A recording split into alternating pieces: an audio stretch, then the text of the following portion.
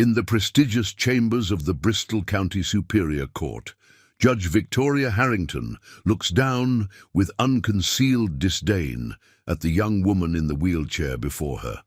"Miss Williams, your condition clearly impairs your ability to handle complex legal matters. Perhaps we should appoint you a proper attorney." But in the next 20 minutes, this 18-year-old with cerebral palsy will leave the entire courthouse stunned as she demonstrates a legal brilliance that will shake the state's justice system to its core and expose a scandal reaching into the highest levels of power. Before we jump back in, tell us where you're tuning in from, and if this story touches you, make sure you're subscribed. Because tomorrow, I've saved something extra special for you. The marble halls of Bristol County Superior Court feel colder than usual on this autumn morning. Sarah Williams maneuvers her wheelchair with practiced precision, her tablet computer secured to the chair's custom mount. The device, her voice, when her speech fails her, represents just one of many ways she's adapted to a world that constantly underestimates her. The gallery buzzes with whispers as legal professionals and curious onlookers file into courtroom 401. They've come to witness what many consider either an act of hubris or a tragic mistake, a disabled teenager representing herself in a major civil rights case against the state's most prestigious private school system. Judge Victoria Harrington, known for her razor-sharp tongue and zero tolerance for what she deems courtroom theatrics, adjusts her designer glasses as she reviews the case file. Her lips purse with visible disapproval at the sight of Sarah, sitting alone at the plaintiff's table, no legal counsel in sight. "Miss Williams," Judge Harrington's voice carries the weight of 30 years on the bench, "this is a complex discrimination case with significant legal implications. Your decision to proceed pro se is concerning. Are you absolutely certain you wish to continue without proper representation?" Sarah's fingers move deliberately across her tablet screen. The synthesized voice speaks with a clarity that masks the tremors occasionally affecting her natural speech. "Yes, Your Honor. Under Thompson v. Delaware Educational Board, I have the constitutional right to represent myself, provided I demonstrate competent understanding of the proceedings." A ripple of murmurs crosses the courtroom. Defense counsel Benjamin Pierce, representing the prestigious Hamilton Academy, exchanges knowing looks with his team of corporate lawyers. Something about this case has felt wrong from the start, but the school's board had been insistent. Make this go away quickly and quietly. Judge Harrington's carefully manicured nails tap against her desk. "Very well, but understand this. This court won't provide special accommodations or lower its standards. This isn't a high school debate club or some social media campaign for disability rights." As Pierce rises for his opening statement, Sarah's mind drifts to 6 weeks earlier. Her small home office, walls lined with legal texts and medical journals, their pages marked with color-coded tabs. Her best friend, Maya Rodriguez, sits cross-legged on the floor, concern etched on her face. "You're really going through with this?" Maya had asked, scanning the towering stacks of research materials. "The school's lawyers will tear you apart. Let your mom find a civil rights attorney. There's got to be someone who'd take the case pro bono." Sarah had continued typing, her eyes fixed on multiple monitors displaying case law databases. "Can't. They'd focus on the wrong things. Make it all about my disability. This is bigger than that. Bigger than being denied admission despite having the highest test scores in the school's history. Bigger than them literally saying your physical limitations would disrupt the learning environment." "Much bigger," Sarah had responded, pulling up a carefully organized folder of documents. "While researching my case, I found something. Patterns in their admissions data, covering decades. It's not just about discrimination against disabilities. They've been running a sophisticated scheme involving medical records, manipulated test scores, and millions in misappropriated disability accommodation funds." Back in the present, Pierce's confident voice fills the courtroom. The evidence will show that Hamilton Academy's decision was based solely on legitimate educational considerations. While we sympathize with Miss Williams' situation, our institution has limited resources for accommodations and must make difficult decisions to maintain our academic excellence. Sarah's fingers fly across her tablet, taking precise notes. She knows what's coming, the carefully crafted arguments about undue burden, the cherry-picked statistics, the subtle implications that her presence would somehow diminish the school's prestigious reputation. But she's prepared. Years of being underestimated have taught her patience, and her mind, unimpeded by her physical challenges, has absorbed every relevant precedent, every applicable statute. In the gallery, her mother, Catherine Williams, a respected neurologist, watches with a mixture of pride and anxiety. They both remember the countless nights of preparation, the meticulous building of evidence, the strategic planning that went into this moment. Your Honor, Sarah's synthesized voice fills the courtroom as she begins her opening statement. This case will demonstrate not only a clear pattern of discrimination, but also reveal systematic abuse of disability regulations that extends far beyond my personal situation. In the back row, a man in an expensive suit discreetly sends a text message. The Williams girl knows something. This could expose everything. The reply comes swiftly. Handle it, whatever it takes. Sarah continues, her opening statement unaware of the powerful forces already mobilizing against her. But she's prepared for resistance. The evidence is secured, the connections mapped, ready to be revealed at precisely the right moment. Her father's last words before his suspicious accident 2 years ago echo in her memory. Truth doesn't need legs to stand, sweetheart. It rises on its own power. Judge Harrington calls for the first witness, and Sarah adjusts her tablet's position, ready for cross-examination. The real battle is about to begin, and she's about to show everyone that the power of the mind knows no physical limitations. The Hamilton Academy's lead counsel, Benjamin Pierce, rises to call his first witness. As he does, Sarah's mind drifts to the moment that set everything in motion. 3 months earlier, on a rainy Tuesday morning, she had sat in her customized wheelchair before Hamilton Academy's admissions board, her academic records displaying a perfect GPA and test scores that broke the school's previous records. Dean Margaret Whitmore had peered at Sarah over her rimless glasses, her expression a practiced mask of sympathetic regret.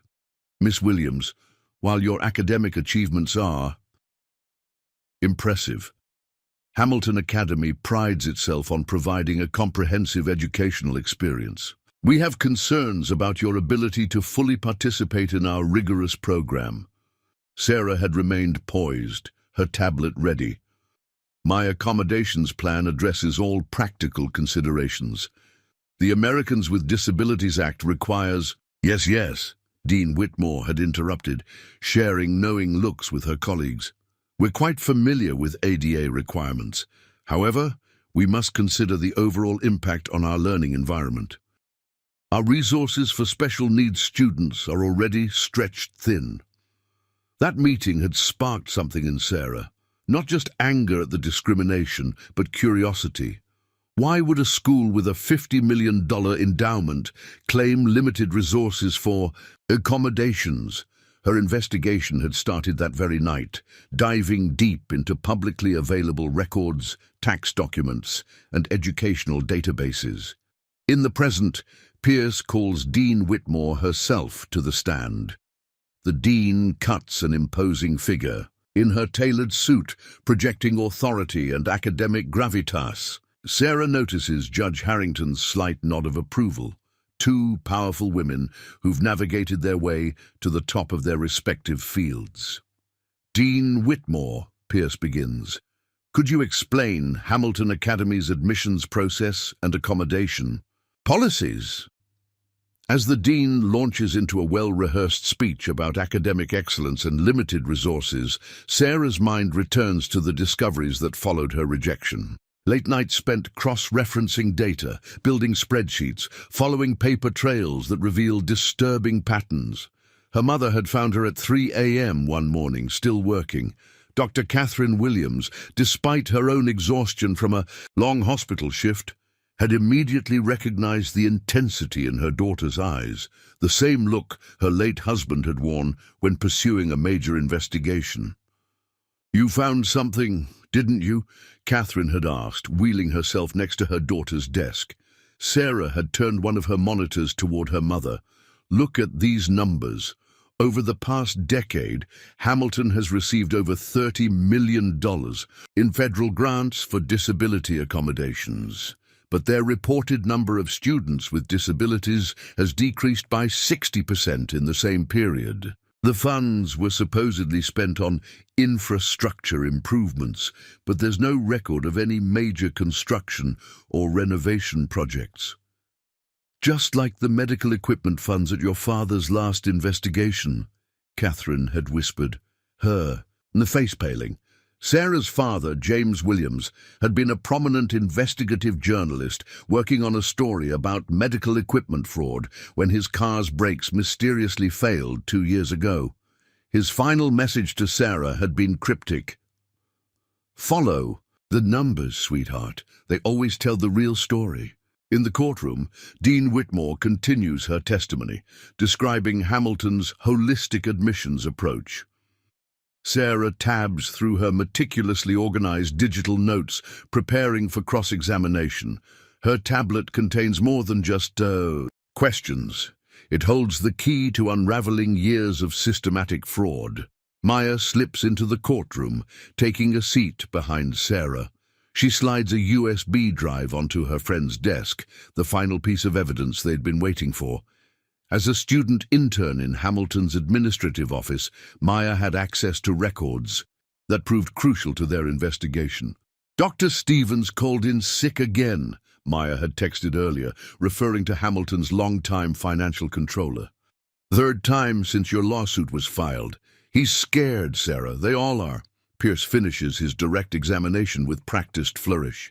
"So in your professional opinion, Dean Whitmore, Hamilton's decision regarding Miss Williams was based solely on legitimate educational considerations?" "Absolutely," the dean responds firmly. "While we sympathize with her situation, we must maintain certain standards." A sudden commotion interrupts as an elderly man in a rumpled suit bursts into the courtroom. Dr. Harold Stevens, Hamilton's financial controller for the past 15 years, looks nothing like his usual polished self. His hands shake as he clutches a briefcase. "Your Honor," he announces before bailiffs can reach him, "I need to submit evidence of criminal fraud at Hamilton Academy." Judge Harrington bangs her gavel as the courtroom erupts in chaos. Pierce and his legal team huddle in urgent consultation. In the gallery, the man in the expensive suit makes another phone call, his voice tense. "Stevens broke. Initiate containment. Protocol." Sarah remains calm, her fingers steady on her tablet. This unexpected development could accelerate her timeline, but the core of her strategy remains unchanged. Years of being underestimated have taught her to prepare for every contingency. As bailiffs escort Dr. Stevens to the judge's chambers, Sarah catches her mother's eye. Catherine nods slightly. They both know that the real battle is just beginning. The truth about Hamilton Academy isn't just about discrimination or fraud. It's about a system of corruption that may have already claimed one Williams family member. Judge Harrington calls for order, her earlier condescension replaced by focused attention. The case she'd dismissed as a disabled teenager's misguided crusade has suddenly revealed layers she never expected. Just then, Sarah's tablet lights up with an urgent message from Maya. "They're deleting files from the school servers right now. Good thing we already have copies of everything." Sarah allows herself a small smile. They thought her disability made her weak, but they never considered that it taught her to be 3 steps ahead, to plan for every obstacle, to find strength in unexpected places. As Judge Harrington announces a brief recess to deal with Dr. Stevens's dramatic entrance, Sarah begins preparing for her cross-examination of Dean Whitmore. The truth is about to stand up, and no amount of power or prejudice can hold it down. Preparing and narrating this story took us a lot of time. So, if you are enjoying it, subscribe to our channel. It means a lot to us. Now back to the story. The recess stretches into its 2nd hour as Judge Harrington remains sequestered with Dr. Stevens in her chambers. The tension in courtroom 401 builds with each passing minute. Sarah Williams uses this time precisely as she's planned. Her fingers moving steadily across her tablet's screen as she refines her strategy for what's coming next. Benjamin Pierce paces near the defense table, his earlier confidence visibly shaken. His whispered conversations with Hamilton Academy's legal team grow increasingly heated. Dean Whitmore sits rigid in her chair, her perfectly maintained composure showing the first hints of strain. Sarah's mother, Catherine, watches the subtle shifts in the room's dynamics, her medical training helping her read the micro-expressions of panic crossing the faces of Hamilton's representatives. She remembers similar tensions 2 years ago in the days before her husband's accident, when his investigation had started making powerful people nervous. The man in the expensive suit, now identified as Robert Carson, head of security for the prestigious Blackwood Foundation, Hamilton Academy's largest private donor, makes another discreet call from the back of the courtroom. Stevens is talking. No, we can't reach him. Federal marshals just showed up to secure the building. How do you want to handle the girl? Maya slips another note onto Sarah's desk. Security cameras caught Carson's people accessing the server room during recess. IT thinks they installed something on the network. Sarah nods slightly, having anticipated this move. The encrypted backup drives in her home office contain everything they need. Judge Harrington finally returns, her face grave. Dr. Stevens follows, now accompanied by 2 federal marshals. The judge surveys the courtroom before speaking, her voice carrying new weight. In light of serious allegations that have been raised, this court must address several preliminary matters. Mr. Pierce, your motion for immediate dismissal is denied. Miss Williams, are you prepared to proceed with cross-examination? Sarah's synthesized voice fills the courtroom with unwavering clarity. Yes, Your Honor. However, I would first like to submit additional evidence relevant to Dr. Stevens' testimony. She pulls up a carefully prepared document on her tablet. I have here financial records demonstrating systematic misappropriation of federal disability accommodation funds by Hamilton Academy over the past decade. Pierce jumps to his feet. Objection, Your Honor. This is beyond the scope of the original complaint. Miss Williams' suit alleges simple discrimination, not financial impropriety. Sarah's response comes quickly, her legal strategy unfolding exactly as planned. Your Honor, Hamilton Academy's defense rests on their claim of limited resources for accommodations.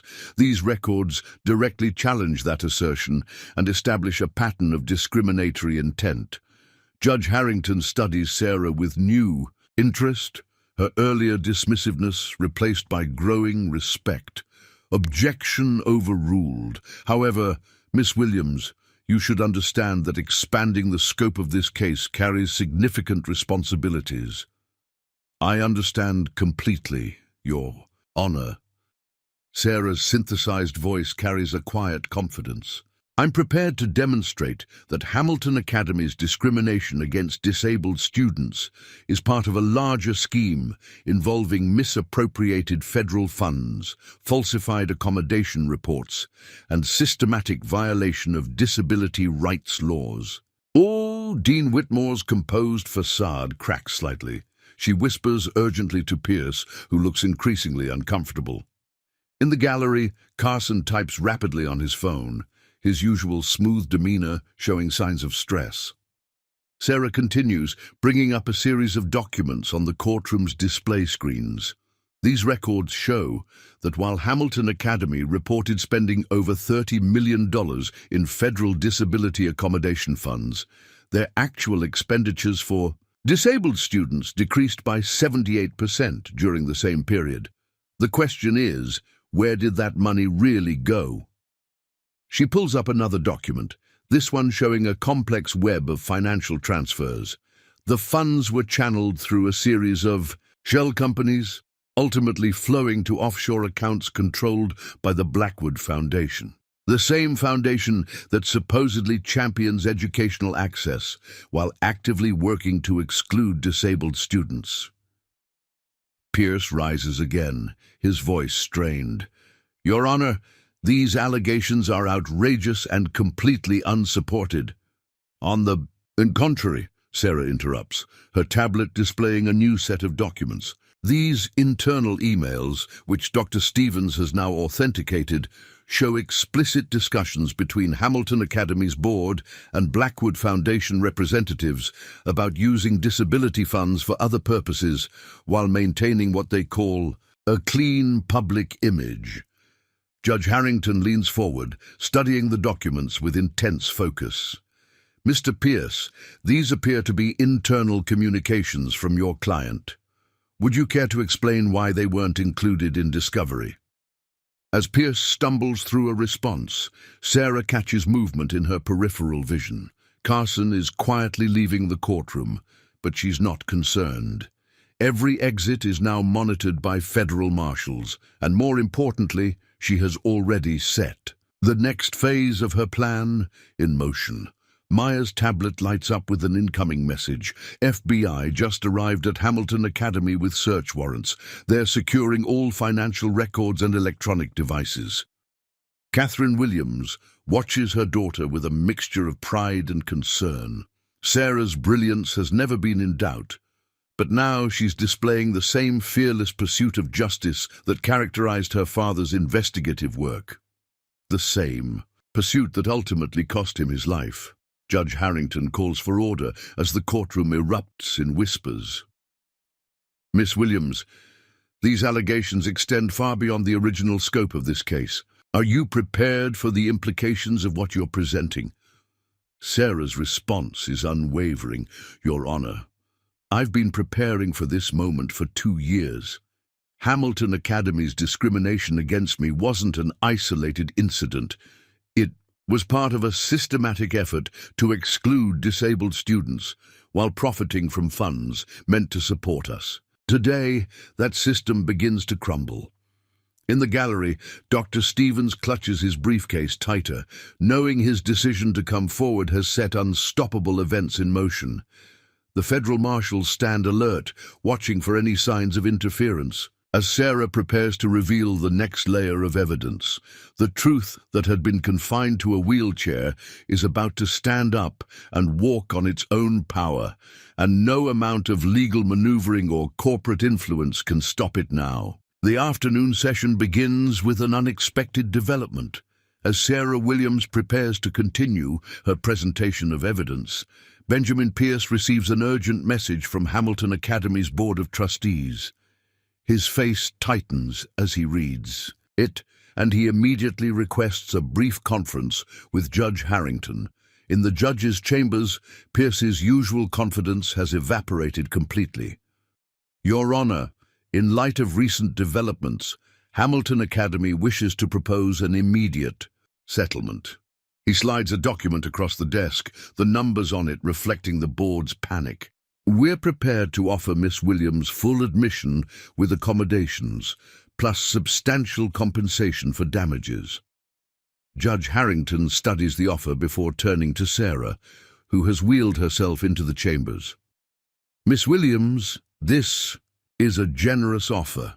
Given the challenges of pursuing a broader investigation, perhaps... With respect, Your Honor, Sarah's synthesized voice interrupts firmly. This case stopped being about my admission the moment I discovered their systematic abuse of disability rights. The truth deserves its day in court. Back in the courtroom, Sarah begins her cross-examination of Dean Whitmore. Her tablet displays a carefully organized sequence of documents, each one representing another piece of the puzzle she's spent 2 years assembling. Dean Whitmore, Sarah begins, could you explain why Hamilton Academy's reported accommodation expenses increased by 300% during years when you had no disabled students enrolled? The dean shifts uncomfortably in the witness chair. As I explained earlier, those funds were used for infrastructure improvements and... Specifically which improvements? Sarah interrupts, bringing up a new document. Because according to building permits filed with the city, Hamilton Academy conducted no major renovations during those periods. In fact, the only significant construction project was the new athletic complex, funded separately by the Blackwood Foundation. In the gallery, Maya works rapidly on her laptop, monitoring the digital footprints of Hamilton's hastily attempted cover-up. She sends Sarah a quick message. They're still trying to access the backup servers. Should I let them find the decoy files? Sarah gives an almost imperceptible nod. Let them think they're succeeding, while their every move leaves another trail of evidence. Dean Whitmore, Sarah continues, are you familiar with the Henderson Medical Supply Company? The dean's composure falters slightly. I believe they were one of our vendors for accommodation equipment. Interesting, Sarah responds, pulling up another document. Because Henderson Medical Supply doesn't exist. It's a shell company created by the Blackwood Foundation, the same foundation that coordinated with Hamilton Academy to divert disability funds through a network of fake companies. Pierce jumps to his feet. Objection, Your Honor, this is pure speculation. Is it? Sarah interrupts, displaying a series of emails on the courtroom screens. These communications between Dean Whitmore and Robert Carson, the Blackwood Foundation's security chief, explicitly discuss using Henderson Medical Supply to process federal disability funds. The same Robert Carson who, I note, left the courtroom rather hurriedly earlier. Judge Harrington leans forward, her earlier skepticism completely gone. Mr. Pierce, were you aware of these communications when you certified discovery compliance? Before Pierce can respond, a federal marshal enters the courtroom and approaches the bench. After a brief, whispered conversation, Judge Harrington's expression grows even more serious. The FBI has just executed search warrants at multiple locations connected to the Blackwood Foundation, she announces. Given these developments, this court is increasingly concerned about the scope of potential criminal conduct. Catherine Williams watches from the gallery as her daughter methodically dismantles years of carefully constructed fraud. She remembers James's words from years ago. The bigger the lie, the more documents it takes to maintain it. Follow the paper trail, and you'll find the truth. Sarah brings up another document, this one showing a complex web of financial transactions.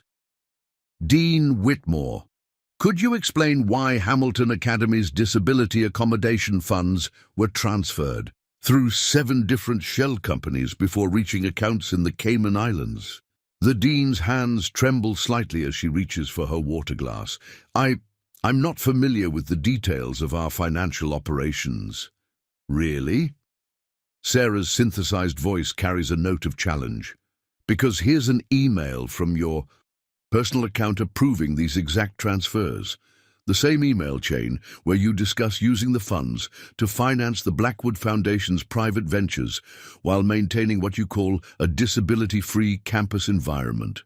Oh, the courtroom falls silent as the implications sink in. This isn't just about discrimination or financial fraud anymore. It's about a systematic conspiracy to exclude disabled students while profiting from funds meant to support them. Maya sends another urgent message. FBI just found the hidden servers at Blackwood's offshore office. They're recovering everything they tried to delete. Sarah allows herself a moment of grim satisfaction. Every attempt to cover their tracks has only provided more evidence of their guilt. She turns back to Dean Whitmore, ready to reveal the next layer of corruption, when a commotion erupts outside the courtroom. Robert Carson has returned, but not alone. With him is James Morrison, the federal disability rights compliance officer who had originally approved Hamilton's accommodation reports. The same official who had inexplicably retired to the Cayman Islands 3 months after Sarah's father, began investigating medical equipment fraud. As federal marshals move to intercept them, Sarah knows the next phase of her plan is about to unfold. The corruption isn't limited to one school or one foundation. It reaches into the regulatory system itself, and she has the evidence to prove it all. Catherine grips the gallery railing tightly, recognizing Morrison from the last photos her husband had taken before his accident. The truth about James's death may finally come to light, revealed through his daughter's brilliant and methodical pursuit of justice. Judge Harrington calls for order, but the momentum of revelation cannot be stopped. The truth, once confined to a wheelchair, is now racing through the corridors of power, exposing decades of corruption with every new document, every recovered email, every trembling confession. The arrival of James Morrison transforms the dynamic. In courtroom 401, as federal marshals escort him to Judge Harrington's chambers, Benjamin Pierce launches an aggressive counter-strategy. His team of attorneys floods the court with emergency motions, seeking to exclude Sarah's evidence on procedural grounds. "Your Honor," Pierce argues, his composure recovered, "Miss Williams obtained these documents through unauthorized access to Hamilton Academy's private records. They should be excluded under the fruit of the poisonous tree doctrine." Sarah's response comes with measured precision.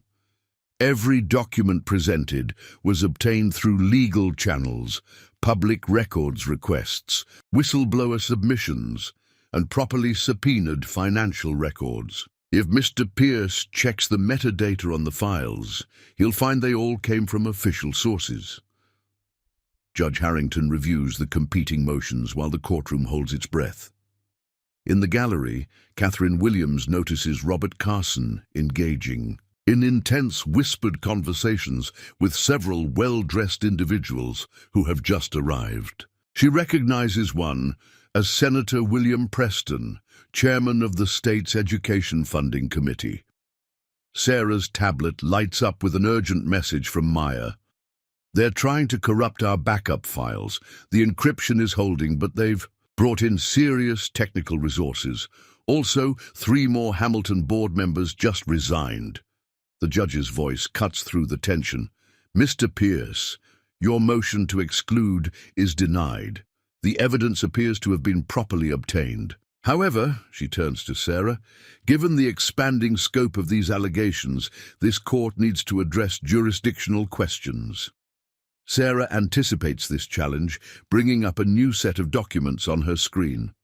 "Your Honor, while the initial complaint focused on Hamilton Academy's discrimination, the evidence reveals a pattern of federal funds misappropriation that clearly establishes federal jurisdiction. Under Thompson v. Educational Trust Board, this court has authority to consider all related aspects of the case. In the judge's chambers, James Morrison sits rigidly before Judge Harrington, federal marshals flanking him. His attempted interference has backfired spectacularly, giving Sarah the opening she needed to introduce evidence about regulatory corruption. "Mr. Morrison," Judge Harrington begins, "would you care to explain why you approved Hamilton Academy's accommodation reports, despite clear discrepancies in their financial statements?" Morrison glances nervously at the door, but Robert Carson and his influence are now far beyond reach. I was following established procedures for institutional review." "Were these the same procedures," Sarah interjects through her tablet, "that you discussed with Thomas Blackwood during your meetings in the Cayman Islands?" "The meetings that occurred just after my father began investigating medical equipment fraud," The former federal official's face drains of color. In the main courtroom, Pierce attempts to regain control of the narrative. Your Honor, these allegations about Mr. Morrison are completely separate from the discrimination claim. We move to strike all testimony related to regulatory oversight. Sarah responds by bringing up another document. This email chain shows direct coordination between Hamilton Academy, the Blackwood Foundation, and Mr. Morrison's office to create what they called a regulatory blind spot for disability fund misappropriation. The discrimination I faced was simply one symptom of their larger scheme. Catherine watches as her daughter methodically connects the dots that her husband had begun to uncover before his death. The pattern is unmistakable. The same shell companies, the same offshore accounts, the same key players. Senator Preston rises from his seat in the gallery, apparently preparing to leave, but federal marshals quietly block the exits. The investigation has expanded beyond Hamilton Academy, and no one is being permitted to leave without clearance. Sarah continues her presentation, each piece of evidence building upon the last. The Blackwood Foundation didn't just manipulate Hamilton Academy's policies. They created a template for systematic discrimination and fund misappropriation that was implemented across multiple institutions. Mr. Morrison's office provided regulatory cover, while Senator Preston's committee ensured continued funding. Pierce's objections grow increasingly desperate as Sarah reveals the full scope of the conspiracy. The courtroom screens display a complex network of connections, financial transfers, email communications, offshore accounts, and manipulated regulatory reports, all pointing to a massive scheme of disability fund fraud. Maya sends another update. FBI just raided the Blackwood Foundation's main office. They found a hidden room full of shredded documents. More importantly, they discovered surveillance files. They've been monitoring your father's investigation, even after his death. Judge Harrington calls a brief recess to confer with federal authorities. As bailiffs clear the courtroom, Robert Carson makes one last attempt to approach Sarah, but Catherine wheels her chair between them, her expression fierce and protective. Mr. Carson, Sarah addresses him through her tablet. I'd save whatever you have to say for the federal investigators. They're particularly interested in your role in coordinating what you called problem management in your emails with Mr. Morrison. The man who had seemed so powerful and threatening earlier now looks diminished, his carefully constructed world of influence and corruption crumbling around him. The truth, once hidden beneath layers of bureaucracy and prejudice, is emerging with unstoppable force. As the recess begins, Sarah reviews her next set of evidence. The opposition's desperate counterattack has only provided her with more opportunities to expose the full scope of their corruption. The real battle is just beginning, and she's ready for whatever they throw at her next. During the recess, Sarah Williams sits quietly in a secure conference room, accompanied by her mother and two federal marshals. The weight of what they've uncovered settles around them like a heavy cloak. Catherine reaches over to adjust her daughter's tablet mount, a gesture of maternal care that carries years of shared struggles and determination. They knew about Dad's investigation all along. Sarah's synthesized voice breaks the silence. She brings up a recovered document on her screen, surveillance reports from the Blackwood Foundation, dating back to the weeks before her father's fatal accident. They were tracking his every move, monitoring his communications, following his contact with whistleblowers. Catherine studies the documents, her medical training helping her maintain composure even as her heart races. The brake failure wasn't random, she says softly. James was getting too close to exposing their entire operation. Maya enters the conference room after being cleared by security, her laptop clutched tightly. Sarah, you need to see this. I finished decrypting the files from Morrison's private server. They had a whole unit dedicated to what they called problem management. Your father wasn't their only target. The documents reveal a pattern of systematic intimidation and elimination of threats to their scheme. Whistleblowers whose careers were mysteriously destroyed. Investigators who backed away after personal tragedies. Disabled students and their families who suddenly withdrew their discrimination complaints. In the main courtroom, Benjamin Pierce consults urgently with Hamilton Academy's board members via secure video conference. The school's reputation lies in ruins, but the greater concern now is criminal liability. Board members who had willingly ignored red flags about the Blackwood Foundation's influence now face potential federal charges. Judge Harrington reviews the expanding evidence in her chambers. Her previous skepticism about Sarah's capabilities completely forgotten. The case has evolved from a discrimination complaint into one of the largest fraud investigations in the state's history. Federal prosecutors have already begun arriving, drawn by the scale of the corruption being exposed. Sarah's tablet displays another message from their technical team. Blackwood Foundation attempting to access medical records at 3 different hospitals. They're looking for something to use against you and your mother. The reality of what they're facing hits home. This isn't just about exposing corruption anymore. It's about surviving the desperate actions of powerful people who have everything to lose. Catherine remembers how James used to prepare for such moments. When you strike at the king, you must kill him. Half measures only put you in greater danger. Robert Carson's voice carries from the hallway where he argues with federal agents.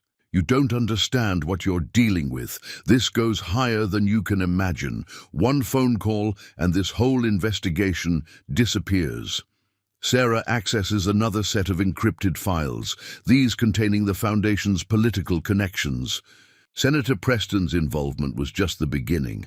The web of corruption extends into state agencies, regulatory bodies, and even federal offices. The Disability Fund fraud was a small part of a much larger criminal enterprise. Mom, Sarah's synthesized voice carries a note of concern she rarely allows others to hear. They're going to come after us with everything they have. Are you sure you're ready for this? Catherine thinks of her husband, of his relentless pursuit of truth, of how his courage lives on in their daughter.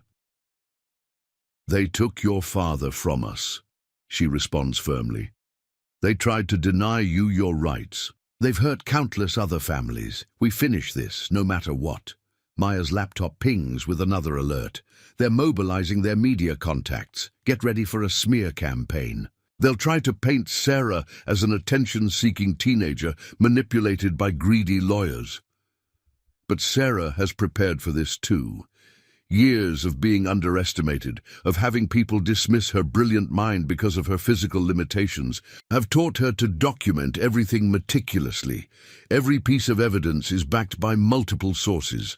Every connection she's uncovered is supported by irrefutable documentation. In the courthouse lobby, reporters gather as word of the expanding investigation spreads. The story of a disabled teenager exposing massive institutional corruption captures public imagination. But Sarah knows the headlines don't capture the real stakes. This isn't about personal vindication. It's about justice for every family affected by their scheme. Judge Harrington returns to her chambers after conferring with federal authorities. The case has grown beyond her court's jurisdiction, but she's determined to ensure that the truth comes to light. She thinks of her own daughter, born with cerebral palsy, who faced similar discrimination years ago. Sometimes justice needs a personal champion. As the recess nears its end, Sarah reviews her next moves. The opposition's desperate counterattacks have only provided more evidence of their guilt. But she knows the most dangerous phase is still to come. Powerful people don't surrender their empires without a fight. Catherine wheels closer to her daughter, their twin expressions of determination, a testament to the Williams family's resilience. "Your father always said that truth doesn't need legs to stand," she reminds Sarah. "It just needs someone brave, enough to speak it." The federal marshals signal that court will resume soon. Sarah straightens in her wheelchair, her mind sharp and focused. The next phase of evidence will connect all the pieces: the disability fund fraud, her father's death, the systematic corruption. The truth is rising, and no amount of power or influence can stop it now. As court resumes, Sarah Williams prepares to present her most damaging evidence yet. The federal marshals have secured the courtroom, and additional security measures are in place following the opposition's desperate attempts at interference. Judge Harrington's demeanor has transformed from initial skepticism to focused attention. As the scope of corruption continues to unfold, Sarah begins by addressing the connection between Hamilton Academy's discrimination and the broader criminal enterprise. Her synthesized voice carries unwavering authority as she brings up a series of meticulously organized documents on the courtroom displays. "Your Honor, the evidence will show that Hamilton Academy's discrimination against disabled students wasn't merely about prejudice. It was a calculated business strategy. By systematically excluding disabled students while continuing to receive federal accommodation funds, they created a sophisticated money laundering operation that extended far beyond education." Benjamin Pierce rises to object, but his usual confidence has been replaced by visible strain. "Your Honor, these allegations go far beyond the scope of the original complaint. We move to limit testimony to the specific issue of Miss Williams' admission denial." "Mr. Pierce," Judge Harrington responds, her voice carrying new steel, "given the evidence of criminal conspiracy already presented, this court has an obligation to consider the full context of your client's actions. Continue, Miss Williams." Sarah brings up a new document, an email chain between Hamilton Academy's board members and Blackwood Foundation executives. This communication from 3 years ago discusses what they called Operation Clean Slate. The plan was to systematically remove all disabled students from partner institutions while maintaining the appearance of compliance with federal regulations. In the gallery, Catherine notices several newcomers entering the courtroom, representatives from other prestigious schools mentioned in the documents. Their presence confirms what Sarah has suspected. Hamilton Academy wasn't unique in its discrimination. It was simply one node in a vast network of institutional corruption. Maya sends an urgent update through Sarah's secure messaging system. FBI just found the archive room at Blackwood's secondary office. They have internal audits detailing every fraudulent transaction for the past decade. It matches everything in our files perfectly. Sarah continues her presentation, each piece of evidence building upon the last. The Blackwood Foundation created a sophisticated system for diverting disability accommodation funds. They established shell companies to provide fake invoices for accessibility equipment that was never purchased. The money was then laundered through a series of offshore accounts before being reinvested in private ventures. She displays a complex financial diagram on the screens. This chart shows how the diverted funds were distributed.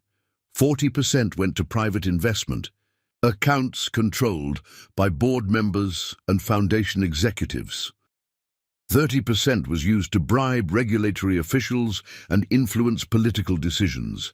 The remaining 30% funded what they called special operations, including surveillance and intimidation of potential whistleblowers. Robert Carson, still present but increasingly marginalized, watches as his carefully constructed network of influence crumbles. His phone, once constantly active with messages from powerful allies, has gone silent as former partners distance themselves from the growing scandal. Judge Harrington leans forward as Sarah reveals the next layer of evidence.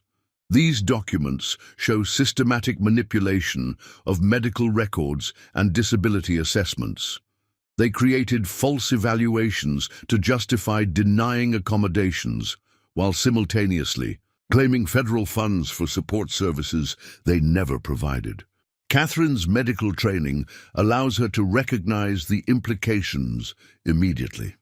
This wasn't just financial fraud.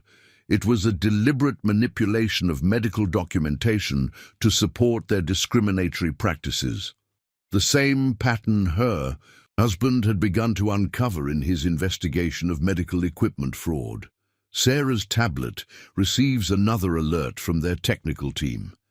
Blackwood Foundation attempting to access sealed court records from multiple jurisdictions. They're looking for precedents to challenge our evidence admission. But Sarah has anticipated this move too. She brings up another document, a legal analysis she prepared months ago, citing every relevant precedent and statutory provision that supports the admission of her evidence. Years of being underestimated have taught her to prepare for every possible challenge. In the judge's chambers, federal prosecutors review the expanding case file. What began as a discrimination complaint has revealed one of the largest fraud schemes in educational history. The implications reach into multiple states, involving dozens of institutions and hundreds of millions in misappropriated federal funds. Sarah wheels herself slightly forward, ready to reveal the next phase of evidence. Your Honor, I would like to present documentation showing how the Blackwood Foundation's influence extended into federal regulatory agencies.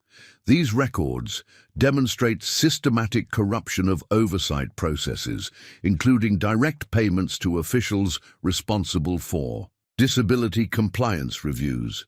Pierce's objections have become increasingly perfunctory, each one weaker than the last. The evidence is too well documented, too thoroughly researched to be dismissed. His client's attempts to contain the damage have only provided Sarah with more proof of their guilt. As the afternoon session continues, Catherine observes the shifting dynamics in the courtroom. Those who had dismissed her daughter, who had seen her disability as a limitation, now watch in stunned silence as she systematically exposes decades of corruption. The truth, once hidden behind walls of prejudice and power, is emerging with unstoppable force. The gathering storm of justice, set in motion by one teenager's refusal to accept discrimination, continues to build. And Sarah Williams, armed with irrefutable evidence and unwavering determination, prepares to release its full force upon those who thought their power made them untouchable. The afternoon proceedings take an unexpected turn as James Morrison requests to make a statement. Judge Harrington consults briefly with the federal prosecutors before allowing him to speak. The former regulatory official's demeanor has transformed, from defensive to resigned, suggesting the weight of conscience has finally overcome fear. Your Honor, Morrison begins, his voice carrying the strain of long-suppressed guilt. I need to provide additional context regarding the Blackwood Foundation's involvement in federal oversight procedures. What Miss Williams has uncovered represents only a fraction of their influence over disability compliance regulations. Sarah maintains her composed demeanor as Morrison begins his testimony, though her fingers move rapidly across her tablet, documenting every detail. Her years of preparation have taught her that unexpected confessions often provide crucial connecting evidence. The Foundation's strategy was comprehensive, Morrison continues. They didn't merely manipulate individual cases. They systematically altered the regulatory framework itself, introducing subtle modifications to compliance requirements that appeared benign but created exploitable loopholes. Benjamin Pierce confers urgently with his remaining legal team, recognizing that Morrison's testimony potentially invalidates their entire defensive strategy. The carefully constructed narrative of Hamilton Academy's legitimate educational concerns dissolves under the weight of revealed systemic corruption. Catherine Williams observes the proceedings with clinical detachment, her medical training helping her process the emerging pattern of institutional manipulation. The same methodical corruption that had targeted disabled students had also ensured the silence of those who might expose it. Sarah brings up a new series of documents on the courtroom displays. Mr. Morrison, could you explain the significance of these regulatory amendments proposed by the Blackwood Foundation's Educational Policy Committee? Her synthesized voice carries precise inflection as she guides the testimony towards specific revelations. Morrison examines the documents, his professional facade crumbling. These modifications, presented as administrative streamlining, effectively eliminated meaningful oversight of accommodation fund allocation. The Foundation's legal team crafted the language to appear progressive while creating mechanisms for fund diversion. Judge Harrington interjects with pointed questions about the approval process for these regulatory changes. Morrison's responses reveal a sophisticated network of influence extending through multiple federal agencies, coordinated through seemingly legitimate policy research institutes funded by the Blackwood Foundation. Maya's secure message appears. On Sarah's screen, FBI just accessed Morrison's private servers, found recordings of meetings with Thomas Blackwood discussing regulatory realignment strategies. They're connecting it to similar schemes in healthcare and public housing sectors. Sarah proceeds methodically, each piece of evidence building upon the previous revelations. These documents indicate that the Foundation established what they termed compliance management protocols across multiple institutions. Could you explain how these protocols operated in practice? Morrison's testimony reveals an elaborate system of coordinated discrimination masked by technical compliance requirements. The Foundation had created a parallel regulatory structure that appeared to protect disabled students' rights while systematically undermining them. In the gallery, representatives from other educational institutions shift uncomfortably as the implications become clear. Their own adoption of similar protocols now potentially exposes them to federal investigation. Catherine notices Robert Carson attempting to access his phone, likely seeking to warn others implicated in the expanding investigation. A federal marshal quietly confiscates the device, adding it to the growing collection of evidence. Sarah brings up another document sequence, this one showing the evolution of accommodation fund management across multiple institutions. Mr. Morrison, these financial records indicate systematic reallocation of federal funds designated for disability support. Could you explain the Foundation's role in establishing these accounting practices? The testimony reveals how the Blackwood Foundation had created a sophisticated system for obscuring the misappropriation of federal funds. Technical compliance requirements, carefully crafted legal language, and complex financial arrangements had combined to create an almost impenetrable facade of legitimacy. Judge Harrington's expression grows increasingly grave as the scope of the corruption becomes clear. This case has evolved beyond discrimination or fraud. It represents a fundamental subversion of regulatory systems designed to protect vulnerable populations. Sarah's next series of questions leads Morrison to explain how the Foundation's influence extended into academic research and policy development.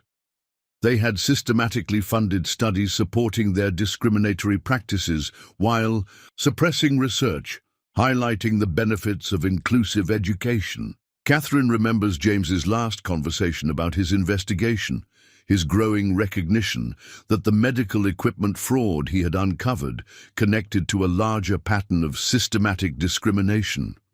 His pursuit of that connection had cost him his life, but his daughter was now completing his work, exposing the full scope of corruption he had begun to uncover. As the afternoon session continues, federal prosecutors arrive with additional warrants based on Morrison's testimony. The investigation has expanded to include multiple regulatory agencies and educational institutions across several states. Sarah prepares her next line of questioning, her strategic approach unchanged by the expanding scope of revelations. Each piece of evidence serves multiple purposes, documenting specific instances of corruption while revealing broader patterns of systematic discrimination. The truth, once hidden behind layers of regulatory complexity and institutional power, continues to emerge through the determined efforts of a young woman who many had underestimated. Sarah Williams, armed with technological expertise and unwavering determination, demonstrates that justice often arrives through unexpected channels. The late afternoon session brings a dramatic development as Dr. Thomas Blackwood himself arrives at the courthouse. The Foundation's chairman enters with an entourage of private attorneys, his presence commanding immediate attention.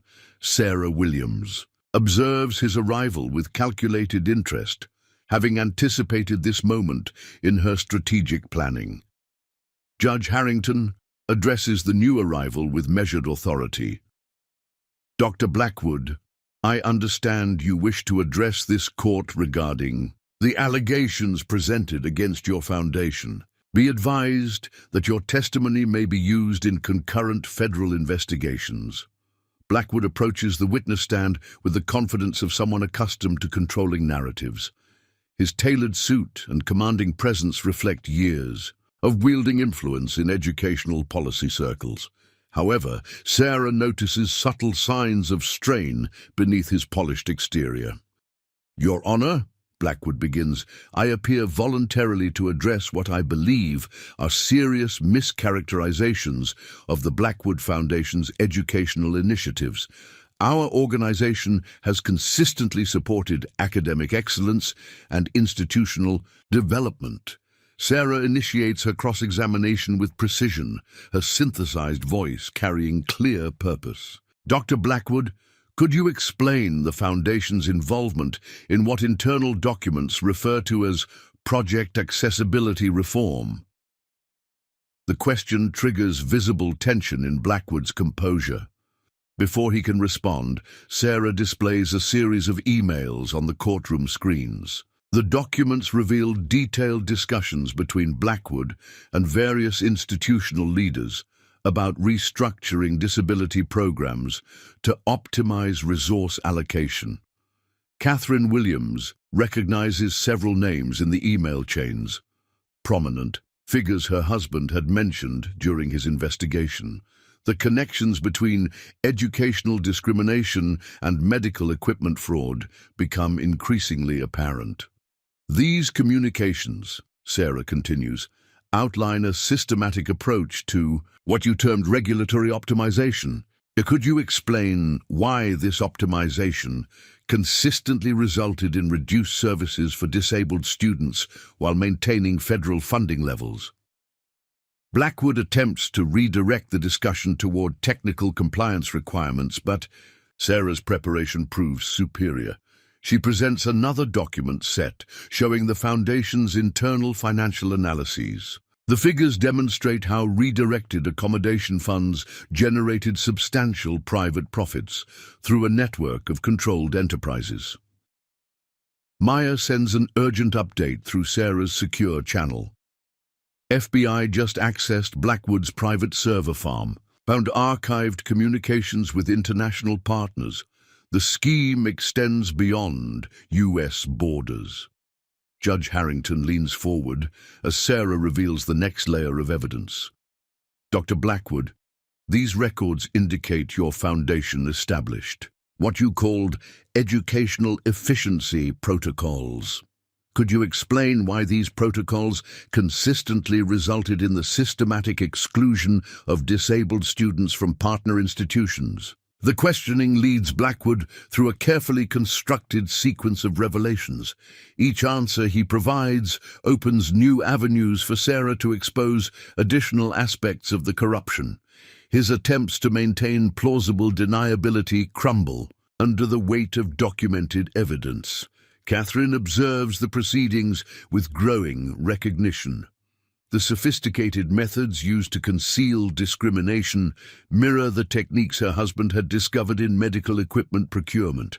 The same careful manipulation of regulatory requirements, the same creation of seemingly legitimate paper trails. Sarah brings up another document series, this one revealing direct connections between the Foundation and various regulatory officials. Dr. Blackwood, could you explain why your organization provided consulting fees to federal employees responsible for oversight of disability accommodation programs? The courtroom's atmosphere grows tenser as Blackwood's testimony increasingly conflicts with documented evidence. His carefully maintained facade of philanthropic concern dissolves under Sarah's methodical questioning. Benjamin Pierce attempts to intervene with procedural objections, but Judge Harrington recognizes the significance of the unfolding testimony. The case has evolved beyond institutional discrimination into a comprehensive exposure of systemic corruption. Federal prosecutors continue arriving as new evidence emerges. The investigation expands with each revelation, encompassing additional institutions and regulatory agencies. Sarah's methodical approach provides a clear roadmap for authorities to follow. Myers' technical team reports continued attempts to access secure servers containing case documentation. The opposition's desperate efforts to contain the damage only provide additional evidence of consciousness of guilt. As the session progresses, Sarah prepares to reveal her most significant evidence. The documents she has strategically held in reserve connect all aspects of the corruption, from educational discrimination to regulatory manipulation to her father's death. Catherine recognizes the approaching moment of truth. The systematic corruption their family has fought to expose stands on the verge of complete revelation. James's pursuit of justice, continued through his daughter's brilliant determination, nears its culmination. Judge Harrington senses the building tension, recognizing that this case represents a pivotal moment in addressing institutional discrimination. The evidence reveals not just individual acts of corruption, but a comprehensive system designed to profit from the systematic exclusion of disabled individuals. Sarah's next series of questions will connect all elements of the conspiracy, demonstrating how educational discrimination served as a cover for extensive financial fraud and regulatory corruption. The truth, meticulously documented and strategically revealed, emerges through the determined efforts of a young woman whom society had underestimated. As the courtroom reconvenes after a brief recess, the atmosphere grows increasingly charged. Dr. Thomas Blackwood remains on the witness stand, his earlier confidence notably diminished by Sarah Williams' precise questioning. Judge Harrington has just received word that additional federal prosecutors are en route, drawn by the expanding scope of revealed corruption. Sarah begins this new phase of questioning with calculated precision. Her synthesized voice carries unwavering authority. As she addresses the Foundation chairman, Dr. Blackwood, I would like to direct your attention to a series of transactions that occurred in March of 2 years ago, specifically regarding the Foundation's Special Projects Division. The timing of these transactions holds particular significance.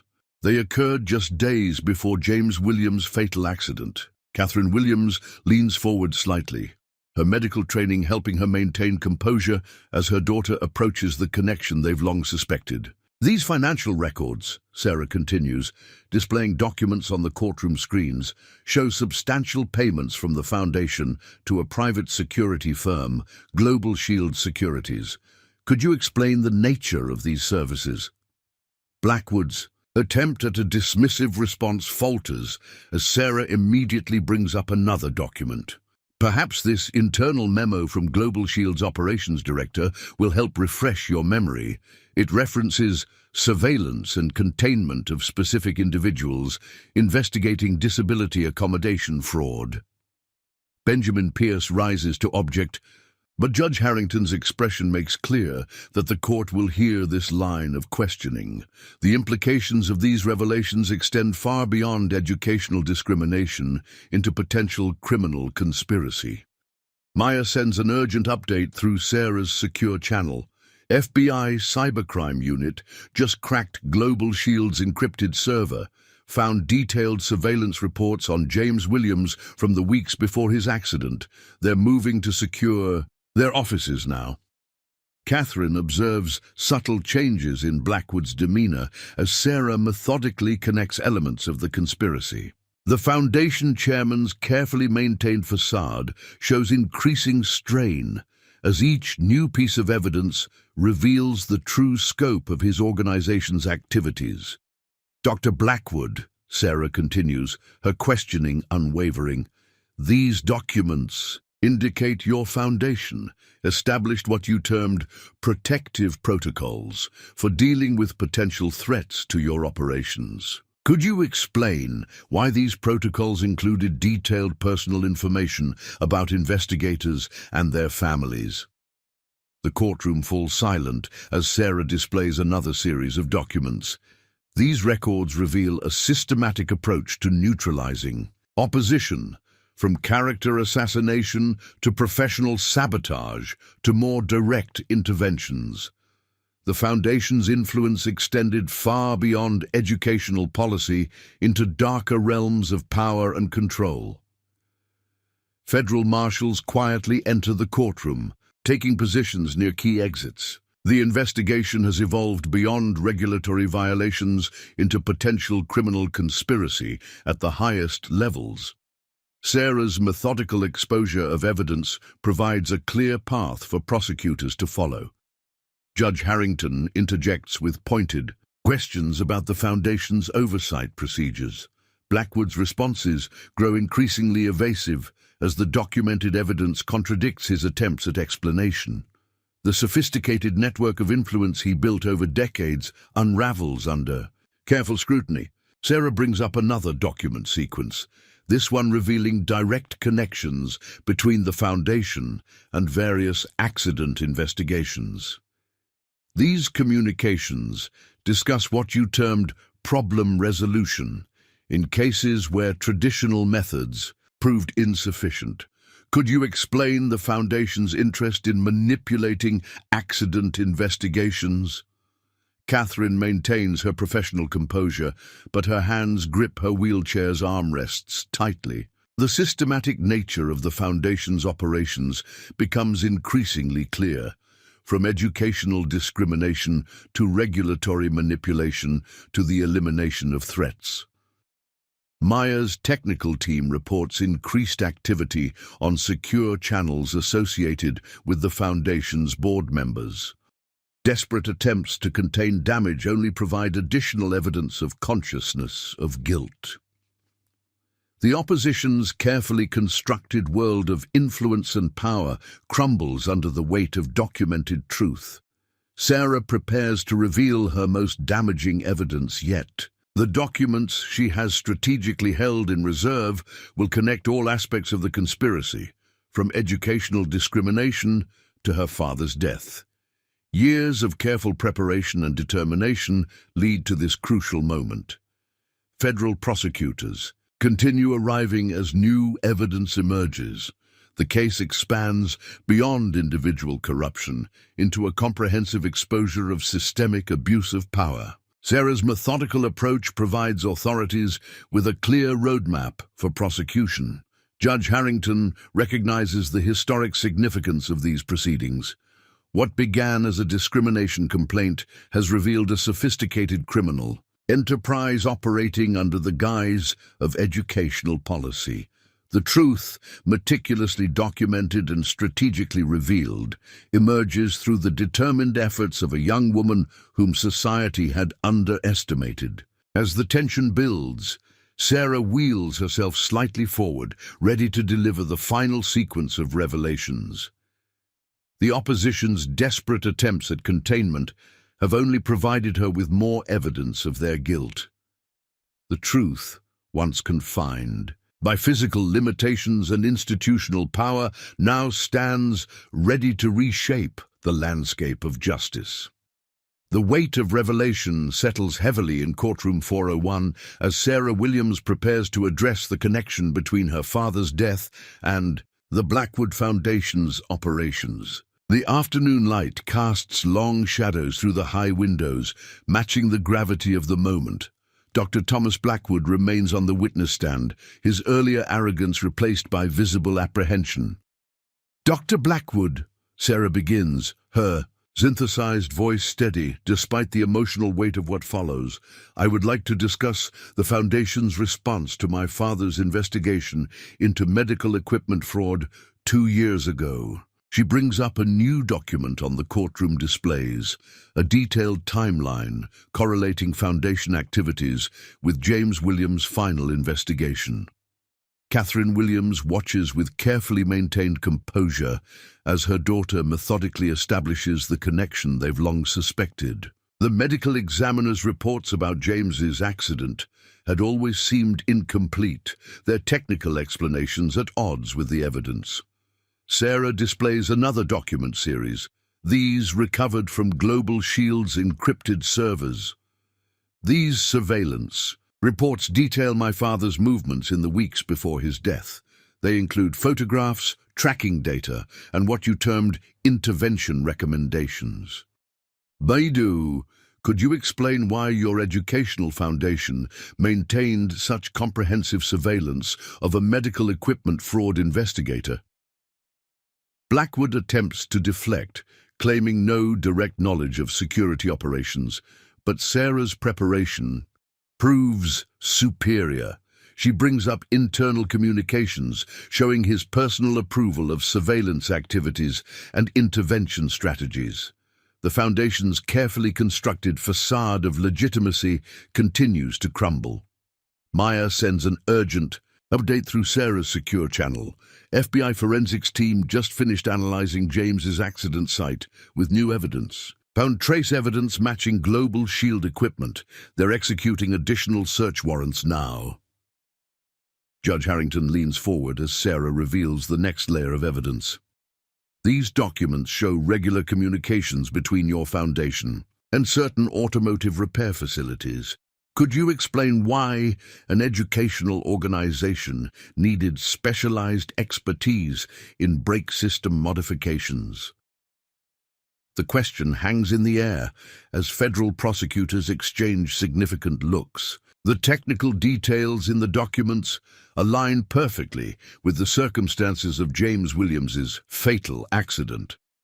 Sarah's methodical investigation has uncovered what law enforcement missed 2 years ago. Catherine grips her wheelchair's armrests tightly as memories of that terrible night resurface. The hospital calls, the rushed drive through rain-slicked streets, the crushing news delivered in sterile corridors. But now, watching her daughter expose the truth, she feels something beyond grief, a fierce pride in how Sarah has transformed her pain into pursuit of justice. Sarah continues her questioning with practiced precision. Dr. Blackwood, these financial records show substantial payments to Global Shield operatives immediately following my father's death. The same operatives who, according to these surveillance reports, had been tracking his investigation of medical equipment fraud connected to your foundation's healthcare initiatives. Benjamin Pierce rises to object, but his voice lacks conviction.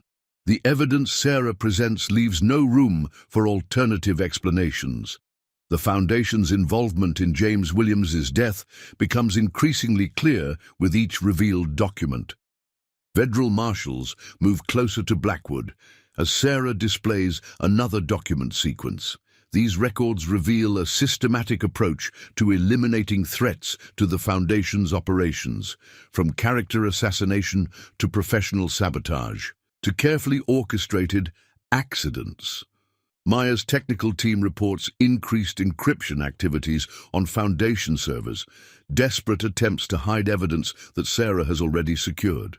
The opposition's frantic efforts at concealment only provide additional proof of their guilt. Judge Harrington's expression grows increasingly grave as the full scope of criminal activity emerges. What began as a discrimination complaint has revealed a sophisticated criminal enterprise operating under the guise of educational policy. The truth, meticulously documented and strategically revealed, emerges through the determined efforts of a young woman whom society had underestimated. Sarah wheels herself slightly forward, ready to deliver the final sequence of revelations. The documents she has strategically held in reserve will connect all aspects of the conspiracy, from educational discrimination to regulatory manipulation to calculated elimination of threats. Catherine observes the proceedings with professional detachment, her medical training helping her process the emerging pattern of systematic corruption. The same methodical approach that had targeted disabled students had also ensured the silence of those who might expose it. As the afternoon session continues, federal prosecutors arrive with additional warrants based on the new evidence. The investigation has expanded to include multiple criminal conspiracies across several states.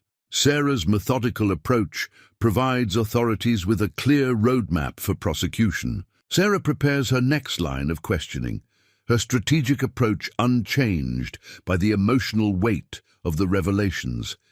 Each piece of evidence serves multiple purposes, documenting specific instances of corruption while revealing broader patterns of systematic criminal activity. The truth, once hidden behind layers of institutional power and personal tragedy, continues to emerge through the determined efforts of a daughter completing her father's work. Sarah Williams, armed with technological expertise and unwavering determination, demonstrates that justice often arrives through unexpected channels. The late afternoon session brings a pivotal moment as Sarah Williams prepares to present her most conclusive evidence. The courtroom's atmosphere grows heavy with anticipation as she organizes her next series of documents. Dr. Thomas Blackwood remains on the witness stand, his earlier attempts at deflection now giving way to visible concern. Dr. Blackwood, Sarah begins, her synthesized voice carrying unwavering authority. I would like to direct your attention to what your foundation termed Project Clarity. These documents reveal a systematic program to eliminate all traces of disability accommodation requirements while maintaining the appearance of regulatory compliance. She displays a comprehensive series of internal communications on the courtroom screens. The documents show detailed planning sessions where foundation executives discussed methods to circumvent federal disability regulations while continuing to receive government funding. Each message reveals another layer of calculated deception. Catherine Williams observes a subtle shift in the federal prosecutor's demeanor as they review the new evidence. Their expressions confirm what she and Sarah have long suspected. These documents provide the critical link between educational discrimination and criminal conspiracy that law enforcement had previously missed. Sarah continues her methodical presentation, bringing up another document sequence. These financial records demonstrate how Project Clarity operated across multiple institutions. The foundation created what appeared to be legitimate accommodation programs, while systematically diverting funds through a network of shell companies. Benjamin Pierce attempts one final objection, but Judge Harrington dismisses it with a stern glance. The evidence Sarah presents leaves no room for alternative interpretations. The Foundation's careful facade of educational philanthropy dissolves under the weight of documented truth. Maya sends an urgent update through Sarah's secure channel. Federal agents just secured the Foundation's backup data center, found encrypted files detailing every fraudulent transaction for the past decade. The numbers are staggering, billions in misappropriated funds. Sarah wheels herself slightly forward, her posture reflecting unwavering determination. Doctor, Blackwood, these internal assessments show your foundation conducted detailed cost-benefit analyses of eliminating disabled students from partner institutions. Could you explain why these analyses included calculations for risk management regarding potential investigations? The question leads directly to the connection with James Williams' death. Sarah displays another series of documents showing how the Foundation's risk management protocols evolved from professional sabotage to more direct interventions when faced with serious threats to their operation. Catherine maintains her professional composure, but her hands grip her wheelchairs, armrests tightly as the evidence of premeditated criminal activity emerges. The systematic nature of the Foundation's operations becomes devastatingly clear, from educational discrimination to calculated elimination of threats. Federal marshals position themselves strategically around the courtroom, as Sarah reveals. The next layer of evidence. These documents demonstrate how the Foundation's influence extended into law enforcement and regulatory agencies, ensuring that investigations were derailed or misdirected. Judge Harrington's expression grows increasingly grave as Sarah presents detailed records of witness intimidation and evidence manipulation. The Foundation had created an elaborate system for silencing potential whistleblowers, while maintaining a veneer of legitimate educational policy reform. Maya's technical team reports increased activity on secure channels associated with Foundation board members. Their desperate attempts to contain damage only provide additional evidence of consciousness of guilt. The opposition's carefully constructed world of influence and power crumbles under sustained exposure. Sarah prepares to deliver her most damaging evidence yet. The documents she has strategically held in reserve will connect all aspects of the conspiracy, from discriminatory policies to criminal conspiracy to deliberate elimination of threats. Years of careful preparation lead to this crucial moment. As federal prosecutors continue arriving, the scale of criminal activity becomes apparent. Sarah's methodical approach has provided authorities with a clear roadmap for prosecution, exposing not just individual acts of corruption, but a comprehensive system of criminal enterprise. Catherine observes the proceedings with clinical detachment, her medical training helping her process the emerging pattern of systematic corruption. The same methodical approach that had targeted disabled students had also ensured the silence of those who might expose it. The truth, once hidden behind layers of institutional power and criminal conspiracy, continues to emerge through the determined efforts of a young woman whom society had underestimated. Sarah Williams, armed with technological expertise and unwavering determination, demonstrates that justice often arrives through unexpected channels. Judge Harrington calls for a brief recess to confer with federal authorities, but the momentum of revelation cannot be contained. The evidence Sarah has presented transforms what began as a discrimination complaint into one of the largest criminal investigations in recent history. As the afternoon light fades through the high courthouse windows, Sarah reviews her next sequence of documents. The opposition's desperate attempts at concealment have only provided her with more evidence of their guilt. The truth, once confined by physical limitations and institutional power, now stands ready to reshape the landscape of justice. The recess concludes as evening approaches, casting long shadows through the courthouse windows. Dr. Thomas Blackwood's legal team has used the brief intermission to mount an aggressive counter-strategy. They flood the court with emergency motions, challenging the admissibility of Sarah Williams' evidence on various technical grounds.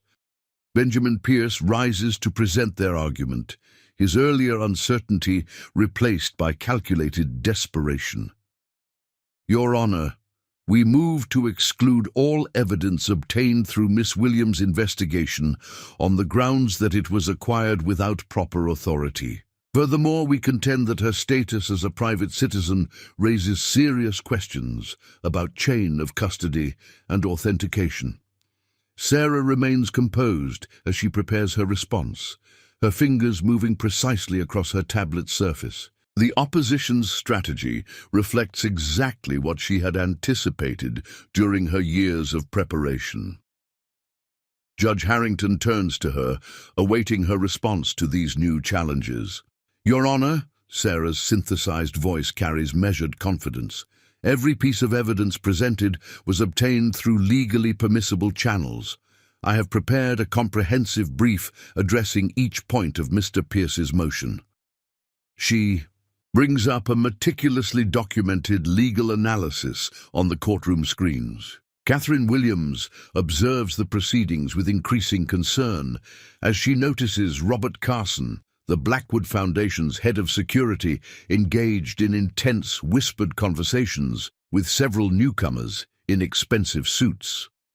Her years of medical practice have taught her to recognize the signs of mounting desperation.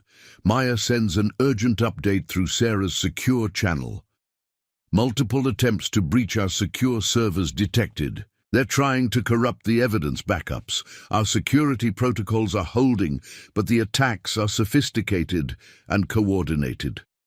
Sarah continues her methodical defense of the evidence, addressing each technical challenge with precise legal citations and documented precedent. "Furthermore, Your Honor, under the Thompson Doctrine, private citizens who uncover evidence of criminal activity during the course of legitimate civil investigations are not bound by the same constraints as law enforcement agencies." Judge Harrington reviews the competing arguments with focused attention. The technical challenges raised by Pierce seem increasingly desperate as Sarah systematically dismantles each objection. The Foundation's attempts to suppress evidence only serve to highlight its significance. Federal prosecutors continue arriving as the scope of criminal activity becomes clearer. Sarah's methodical presentation has provided them with a roadmap of corruption that extends far beyond educational discrimination into multiple areas of criminal enterprise. "Additionally, Your Honor," Sarah continues, bringing up another series of documents, "I would like to address Mr. Pierce's concerns about authentication. Each piece of evidence presented includes complete metadata and digital signatures establishing its authenticity. Moreover, we have maintained comprehensive chain of custody documentation." Catherine notices increased activity among federal marshals as they respond to new security concerns. The opposition's desperate attempts to suppress evidence have expanded beyond legal challenges into more direct interventions. The stakes continue to escalate as more powerful figures realize their vulnerability. Maya's technical team reports another wave of sophisticated cyber attacks targeting their secure systems. The opposition's digital assault reveals their growing desperation as each attempt leaves additional evidence of consciousness of guilt. Sarah wheels herself slightly forward, ready to address the final set of technical challenges. Her years of being underestimated have taught her to prepare for every possible objection, every attempted deflection. The opposition's counterattack plays directly into her carefully constructed strategy. Judge Harrington's expression reflects growing certainty as Sarah presents detailed documentation of her investigative methods. The Foundation's attempts to challenge the evidence serve only to highlight its careful preparation and systematic documentation. Federal authorities continue securing additional locations connected to the expanding investigation. Sarah's evidence has provided them with clear, probable cause for multiple search warrants targeting the Foundation's network of affiliated organizations. As evening approaches, the opposition's counterattack begins to falter under the weight of Sarah's meticulous preparation. Each attempted challenge reveals additional aspects of the conspiracy as she demonstrates how the evidence was legally obtained and properly preserved. Catherine maintains her professional composure while observing the increasing signs of panic among the Foundation's representatives. The same systematic approach they used to hide discrimination now works against them as Sarah exposes their attempts at concealment. The truth, temporarily challenged but undiminished, continues to emerge through Sarah's determined efforts. Her methodical defense of the evidence demonstrates that justice, once properly documented, cannot be suppressed by technical challenges or institutional power. The evening session brings unexpected challenges as the Blackwood Foundation deploys its most aggressive countermeasures. As Sarah Williams prepares to present her final evidence, the courthouse experiences a sudden power fluctuation. Emergency generators engage immediately, but the brief interruption affects the courtroom's electronic display systems. Judge Harrington maintains order as technical staff work to restore the presentation systems. Sarah remains composed, her tablet's backup power ensuring continuous operation of her essential communication device. The opposition's desperate attempt at disruption reveals their mounting fear of what comes next. "Your Honor," Sarah's synthesized voice carries clearly through the temporary confusion. "I anticipated potential technical interference. All evidence has been preserved in multiple formats, including secure paper copies."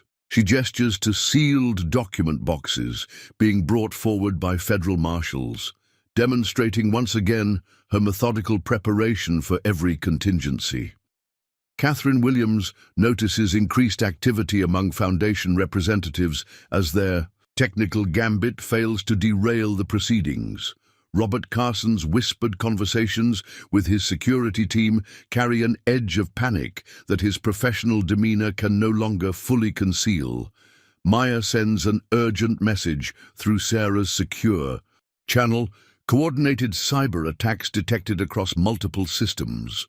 They're targeting not just our evidence servers, but also personal records, medical files, financial data, everything connected to your family and supporters. Sarah addresses the court with unwavering determination. "While we restore the display systems, I would like to direct attention to document series E7, which establishes direct connections between Foundation operations and specific criminal activities." She begins methodically presenting paper evidence that proves even more damaging than the electronic displays. Judge Harrington reviews the documents with growing concern as Sarah reveals how the Foundation's influence extended into critical infrastructure and emergency systems. The power fluctuation takes on new significance as evidence emerges of systematic preparation for exactly this type of interference. Benjamin Pierce launches another series of objections, but his arguments grow increasingly desperate as Sarah demonstrates how each attempted disruption only provides additional evidence of consciousness of guilt. The Foundation's tactical responses play directly into her carefully constructed strategy. Catherine maintains her professional composure while observing new federal agents entering the courtroom. Her medical training helps her recognize signs of mounting stress among the opposition as their carefully constructed world begins to collapse.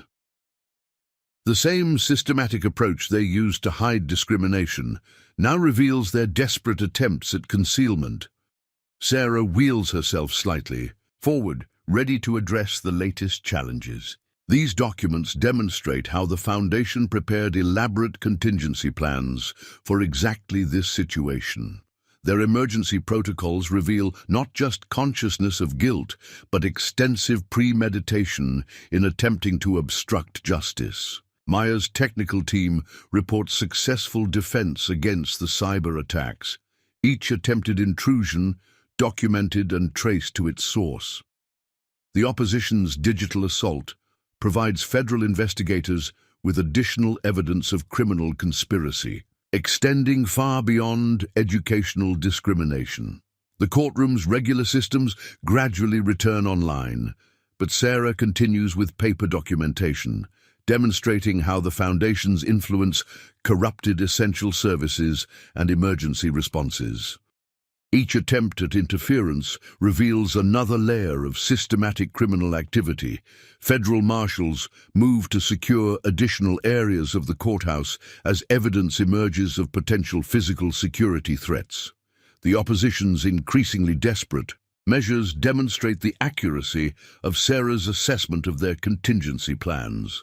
Judge Harrington's expression reflects growing resolution as she reviews documentation of the Foundation's elaborate preparation for various forms of interference. The attempted disruption serves only to confirm the scope and sophistication of their criminal enterprise. Catherine observes the proceedings with clinical detachment, her professional experience helping her process the emerging pattern of systematic corruption. The Foundation's desperate countermeasures reveal the same methodical approach they used to silence previous investigations.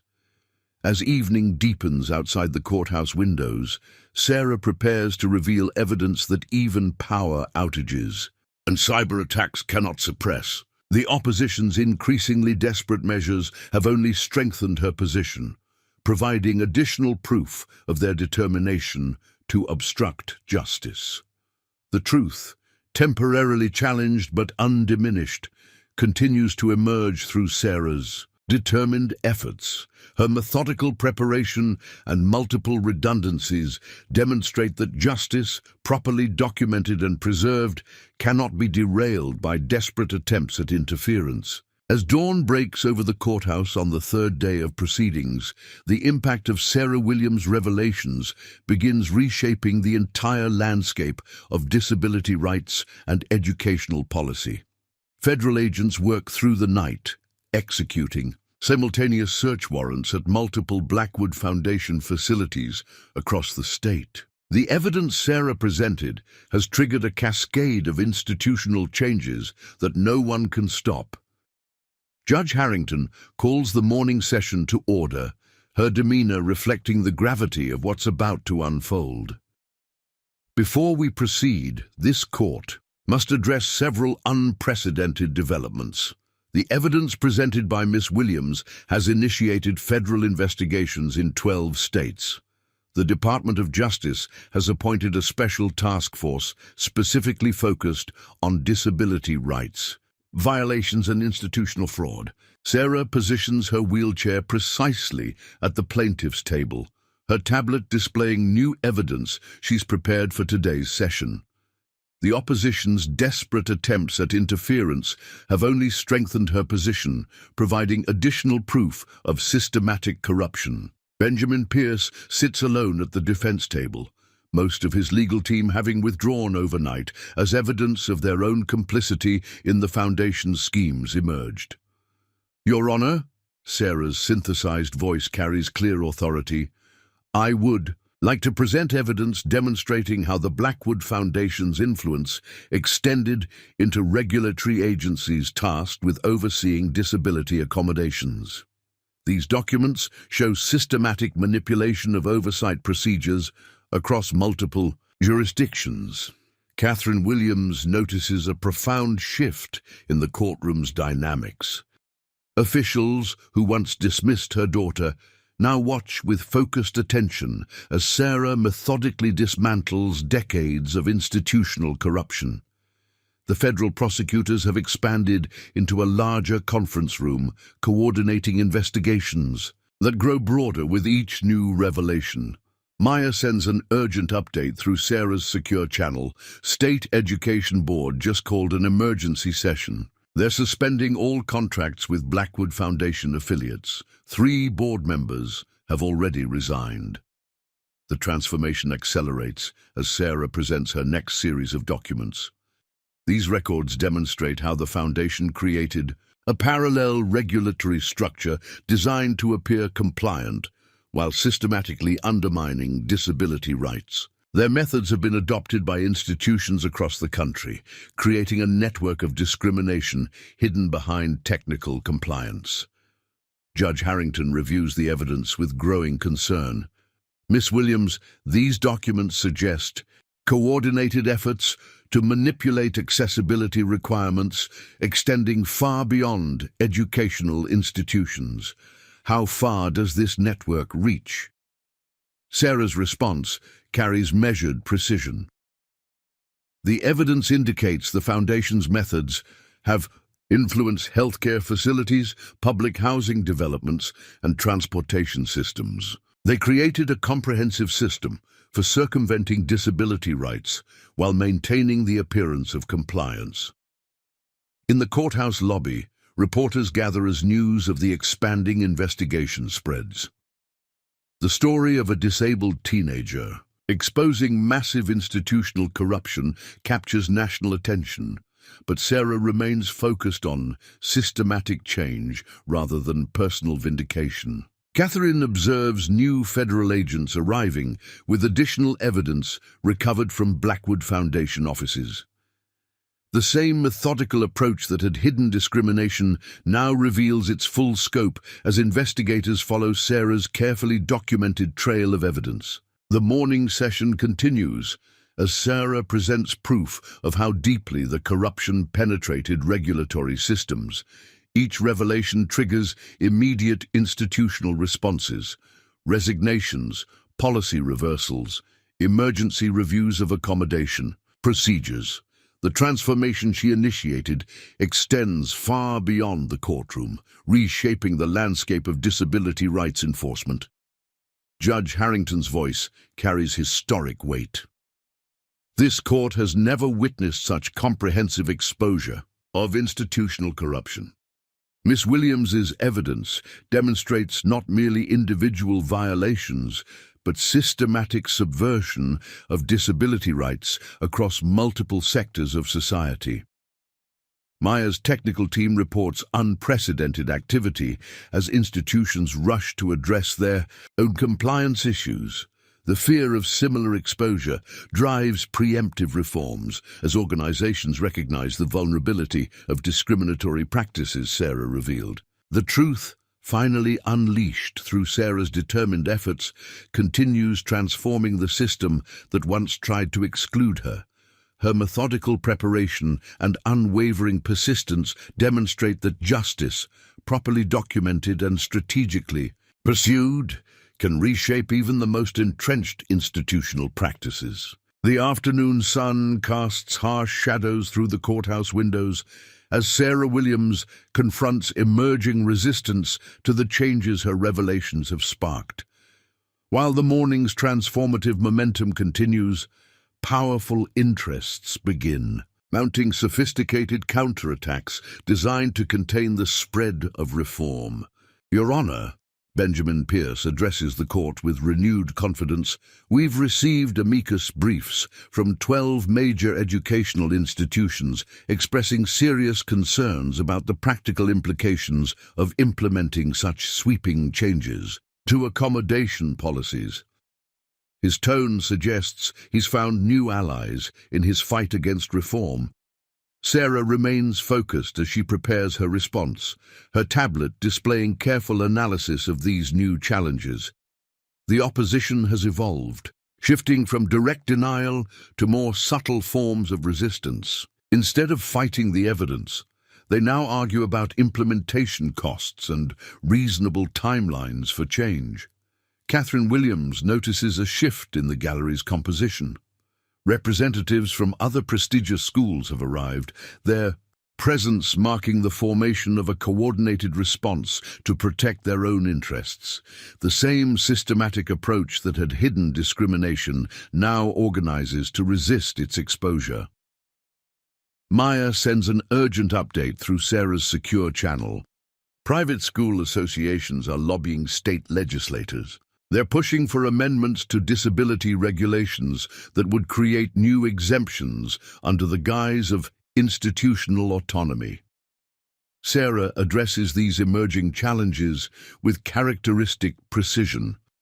Your Honor, I would like to present evidence demonstrating how these supposed practical concerns mirror the exact language the Blackwood Foundation used to justify systematic discrimination. These new arguments represent a coordinated attempt to preserve discriminatory practices under different names.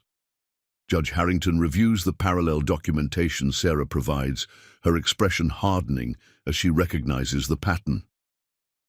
The court notes disturbing similarities between these amicus briefs and the Foundation's internal strategies for circumventing disability rights requirements. Sarah wheels herself slightly forward, ready to confront this new phase of resistance. These documents show how the Foundation provided template responses for institutions facing discrimination challenges. The same arguments about practical limitations and institutional burden appear repeatedly, designed to create the appearance of reasonable objection while maintaining systematic exclusion. In the courthouse conference rooms, federal prosecutors recognize the emerging pattern. The investigation expands to examine connections between various institutions, now presenting coordinated opposition to reform. Sarah's evidence reveals how the Foundation's influence created a network of resistance ready to activate when their practices face challenge. Catherine observes subtle interactions among the new arrivals, her medical training helping her read signs of coordinated response. The opposition has evolved from desperate interference to sophisticated institutional resistance, but Sarah's preparation extends to this battlefield as well. Maya's technical team reports increased activity on secure channels associated with educational policy groups.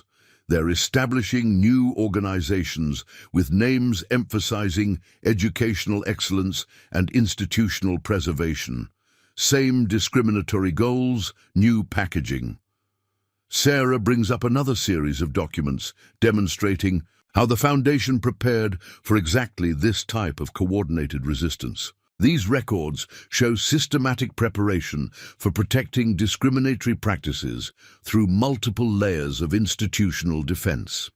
They created a playbook for preserving exclusion through policy complexity and regulatory manipulation. Judge Harrington's voice carries growing resolve. This court will not permit the substitution of new discriminatory practices for those already exposed. The evidence demonstrates clear patterns of systematic preparation for preserving exclusionary policies through alternative means. The opposition's sophisticated response reveals the depth of institutional resistance to genuine change. Each new argument, every proposed amendment, reflects careful preparation for preserving discriminatory practices while maintaining plausible deniability. But Sarah's methodical approach anticipated these challenges, preparing evidence that exposes the coordinated nature of this resistance. As evening approaches, Sarah prepares to address the final round of institutional objections. The opposition's attempt to reframe discrimination as practical necessity plays directly into her carefully constructed strategy. Years of being underestimated have taught her to prepare for every evolution of resistance, every sophisticated attempt to preserve systematic exclusion. The truth, temporarily challenged by institutional sophistication, continues to emerge through Sarah's determined efforts. Her methodical preparation and strategic foresight demonstrate that justice, properly documented and persistently pursued, can overcome even carefully coordinated resistance to change. The fourth morning of proceedings brings evidence of profound institutional change spreading across the educational landscape. Sarah Williams arrives at the courthouse to find the environment dramatically transformed from the day she first faced Judge Harrington's skepticism. Federal agents maintain an expanded presence as the investigation continues, revealing new connections in the web of systematic discrimination. Your Honor, Sarah's synthesized voice addresses the court with quiet authority. I would like to present evidence of how institutions are beginning to implement genuine reforms in response to our revelations. Her tablet displays a comprehensive analysis of policy changes already taking effect across multiple organizations. Catherine Williams notices a significant shift in the demeanor of educational administrators present in the gallery. The defensive posturing of previous days has given way to focused attention on implementation strategies. Even those who initially resisted change now seek guidance on proper accommodation procedures. Maya sends an urgent update through Sarah's secure channel. State Education Board just unanimously approved comprehensive new disability accommodation standards. They're using your documentation as a template for compliance requirements. Sarah brings up detailed documentation showing how institutions are transforming their approaches to accessibility. These records demonstrate systematic changes in how organizations are addressing disability accommodations. The same detailed documentation that exposed discrimination now guides genuine reform efforts. Judge Harrington reviews the evidence of institutional evolution with careful attention. The court notes significant progress in how educational institutions are responding to these revelations. However, we must ensure these changes represent genuine transformation rather than superficial compliance. Benjamin Pierce, now representing a diminished coalition of resistant institutions, rises to raise concerns. Your Honor, while my clients acknowledge the need for change, we must address practical implementation challenges. His arguments lack their previous force as more organizations abandon opposition in favor of genuine reform. Sarah responds with characteristic precision. These documents show how institutions that initially claimed implementation was impossible are now successfully adopting comprehensive accommodation policies. The only real barrier was their previous commitment to systematic exclusion. In the courthouse conference rooms, federal prosecutors coordinate with educational policy experts to develop new compliance standards based on Sarah's evidence. Her methodical documentation provides a blueprint for transforming institutional practices across the entire system. Catherine observes interactions among administrators present in court, noting how they now openly discuss implementation strategies rather than resistance tactics. The same systematic approach that had maintained discrimination now drives institutional reform, as organizations recognize the inevitability of change. Maya's technical team reports unprecedented activity as institutions rush to adopt new compliance systems. They're not just changing policies, they're implementing comprehensive monitoring and reporting procedures based on your documentation methods. Sarah presents another series of documents demonstrating how organizations are transforming their internal structures. These records show institutions implementing systematic changes that extend beyond mere policy updates. They're creating new accountability systems and transparency requirements. Judge Harrington's voice carries historic weight. This court recognizes the profound institutional changes already taking effect. Miss Williams's evidence has not only exposed discrimination, but provided a clear pathway for genuine reform.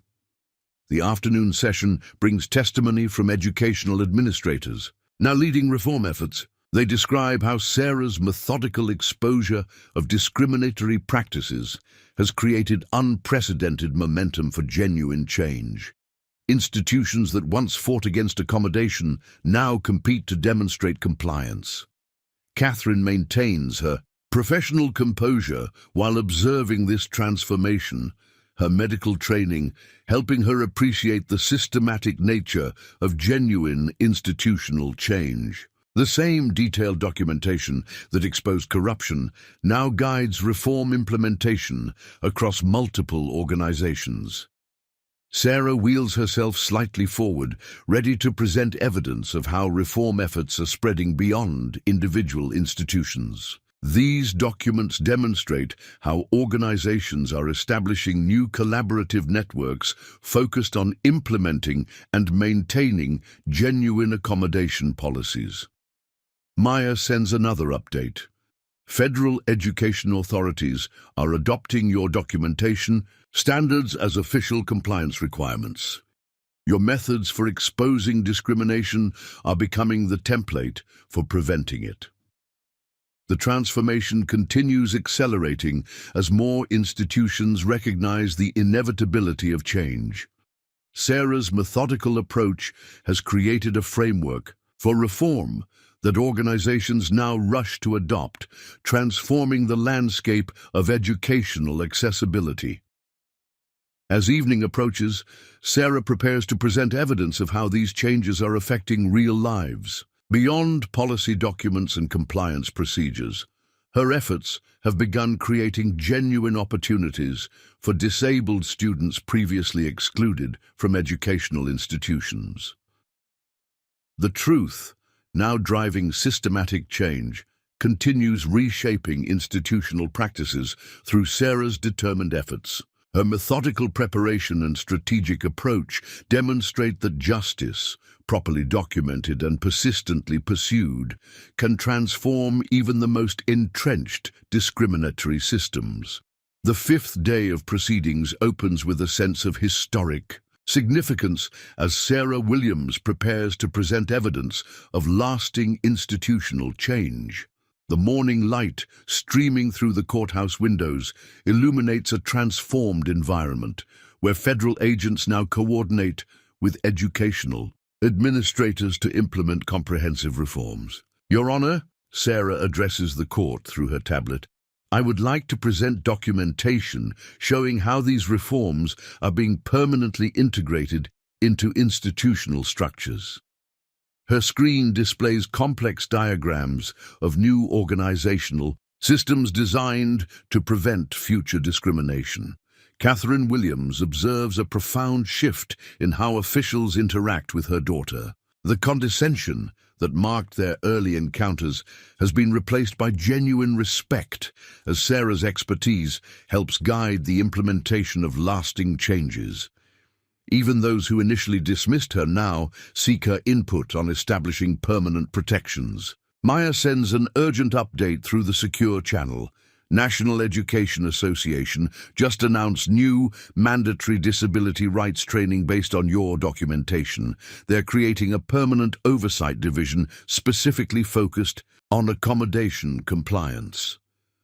Sarah brings up detailed evidence showing how institutions are embedding reform into their fundamental operations. These records demonstrate systematic integration of accessibility requirements at every organizational level. The changes we've initiated are becoming permanent features of institutional structure. Judge Harrington reviews the documentation with careful attention. The court notes significant progress in establishing permanent safeguards against future discrimination. These changes appear designed to outlast current administration and policy shifts. Benjamin Pierce rises one final time, his previous opposition transformed into reluctant acknowledgement. Your Honor, my remaining clients wish to propose additional measures for ensuring long-term compliance. His words reflect the shifting reality as institutions now compete to demonstrate commitment to lasting change. Sarah responds with characteristic precision. These documents show how organizations are creating self-sustaining systems for maintaining accessibility standards. They're establishing permanent positions and departments dedicated to ensuring continued compliance. In the courthouse conference rooms, federal prosecutors work with policy experts to codify Sarah's methods into official procedures. Her systematic approach to exposing discrimination becomes the template for preventing its recurrence across multiple institutions. Catherine notes how administrators now actively document their reform efforts, adopting the same meticulous approach that Sarah used to expose their previous failures. The legacy of her daughter's determination extends beyond current changes into permanent institutional transformation. Maya's technical team reports unprecedented adoption of new monitoring systems. Organizations are implementing permanent digital oversight tools based on your documentation methods. They're creating transparent accountability structures that can't be easily dismantled. Sarah presents another series of documents demonstrating the establishment of permanent protective mechanisms. These records show how institutions are embedding reform requirements into their foundational policies, making them resistant to future attempts at rollback. Judge Harrington's voice carries historic weight. This court recognizes the establishment of permanent safeguards as essential to preventing future discrimination. The systems being implemented appear designed for long-term sustainability. As the afternoon session continues, Sarah demonstrates how her methodical approach has created lasting impact beyond individual institutions. Educational organizations nationwide begin adopting her documentation standards as permanent compliance requirements. Catherine maintains her professional composure while observing this institutional transformation, her medical training helping her appreciate the systematic nature of permanent change. The same detailed approach that exposed discrimination now ensures its prevention through carefully designed organizational structures. Maya sends another update. State legislatures are introducing bills to codify these reforms into law. They're using your documentation as the basis for permanent legal standards. Sarah wheels herself forward, ready to present evidence of how these changes are being permanently integrated into educational policy. These documents demonstrate how organizations are creating lasting frameworks for maintaining accessibility standards through multiple layers of institutional oversight. The establishment of permanent protections continues as more institutions recognize the necessity of sustainable reform. Sarah's methodical approach provides a blueprint for creating lasting change that extends beyond current leadership and policy priorities. As evening approaches, Sarah prepares to present evidence of how these permanent changes will affect future generations of disabled students. Her efforts have created not just current opportunities, but lasting protections against future discrimination. The truth, now permanently embedded in institutional structures, continues reshaping educational accessibility through Sarah's determined efforts. Her methodical preparation and strategic approach demonstrate that justice, properly documented and systematically pursued, can create lasting transformation in even the most entrenched systems. The final days of proceedings bring clear measures of success as Sarah Williams prepares to conclude her presentation of evidence. The bright morning sunshine illuminates a courtroom, transformed by the historic changes her determination has achieved. Federal agents continue coordinating nationwide implementation of reforms, while prosecutors finalize charges against those who maintained the discriminatory system. Your Honor, Sarah's synthesized voice addresses the court with quiet confidence. I would like to present final documentation demonstrating the measurable impact of institutional reforms already implemented. Her tablet displays comprehensive data showing dramatic increases in disabled student acceptance rates across previously exclusive institutions. Catherine Williams observes with professional detachment as officials present statistics confirming the dramatic transformation of educational accessibility. Schools that once systematically excluded disabled students now compete to demonstrate successful accommodation programs, their success measured by concrete metrics Sarah helped establish. Maya sends an urgent update through the secure channel. Department of Education just released first compliance reports using your standards. Every institution previously connected to the Blackwood Foundation shows complete policy transformation with verified implementation. Sarah brings up detailed evidence showing specific improvements across multiple institutions. These records demonstrate measurable changes in accommodation provisions, acceptance rates, and support services. The reforms we've initiated show quantifiable success in creating genuine educational access. Judge Harrington reviews the impact data with careful attention. The court notes significant statistical evidence of institutional transformation. These numbers reflect fundamental changes in how organizations approach disability accommodation.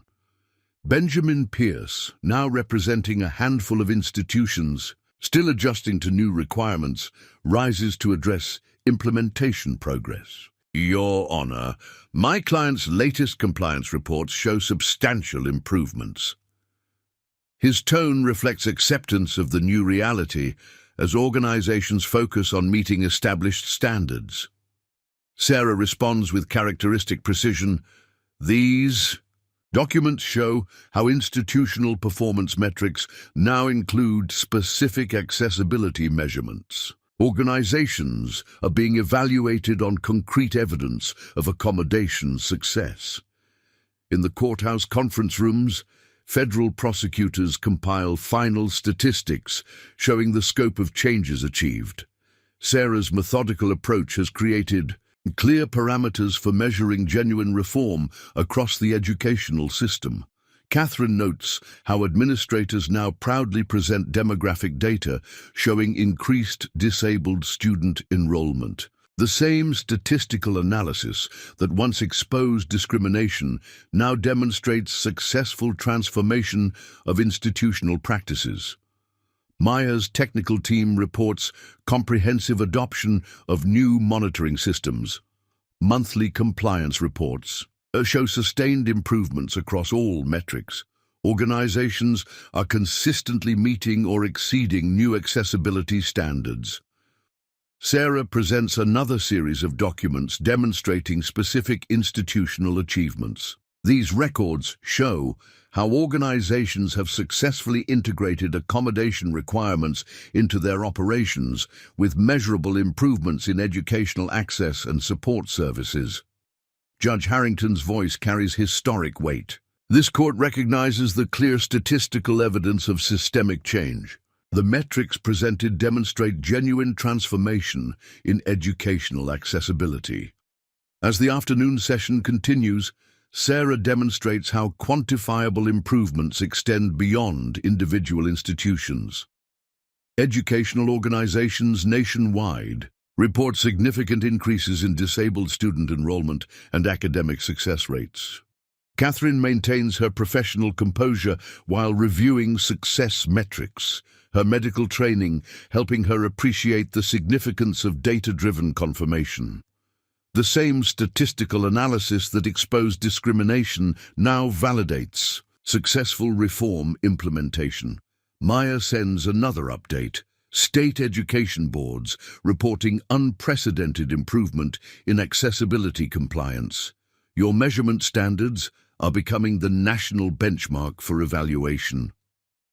Sarah wheels herself forward, ready to present final evidence of measurable change. These documents demonstrate how organizations have achieved specific accessibility goals through systematic implementation of comprehensive reforms.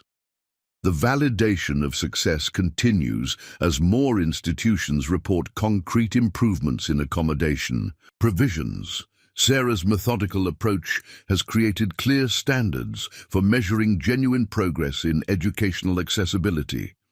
As evening approaches, Sarah prepares to present final statistics showing the real impact on students' lives. Beyond policy changes and compliance reports, her efforts have created measurable improvements in educational opportunities for disabled students. The truth, now validated through concrete metrics, continues transforming educational accessibility. Through Sarah's determined efforts, her methodical preparation and strategic approach demonstrate that justice, properly measured and systematically evaluated, can achieve quantifiable success in creating genuine institutional change. 1 year after Sarah Williams first wheeled herself into Judge Harrington's courtroom, she returns to deliver a final address on the transformation her courage initiated. The historic courthouse, once a symbol of institutional resistance, now hosts regular compliance monitoring sessions, ensuring the permanence of reforms she achieved. Your Honor, Sarah's synthesized voice carries confidence earned through victory. I appear today to present final documentation of systematic changes now permanently established across educational institutions nationwide. Her tablet displays comprehensive data showing how her initial challenge to discrimination has reshaped American education. Catherine Williams sits proudly in the gallery, watching her daughter address a courtroom filled with education officials, civil rights advocates, and federal prosecutors. The same institutions that once dismissed Sarah now regularly consult her expertise on accessibility implementation and compliance monitoring. Maya sends an update through the secure channel, now an official communication system for nationwide accessibility monitoring. Final annual report confirms complete transformation of educational access policies. Your case has become the standard reference for disability rights enforcement. Sarah presents detailed evidence showing how her victory has created lasting change. These records demonstrate that institutional transformation extends beyond policy reforms into fundamental cultural change. Organizations previously resistant to accommodation now actively promote accessibility initiatives. Judge Harrington, who has become a leading advocate for educational accessibility, reviews the documentation with visible satisfaction. This court recognizes the profound and permanent changes achieved through Miss Williams' efforts. Her courage in confronting systematic discrimination has created lasting transformation.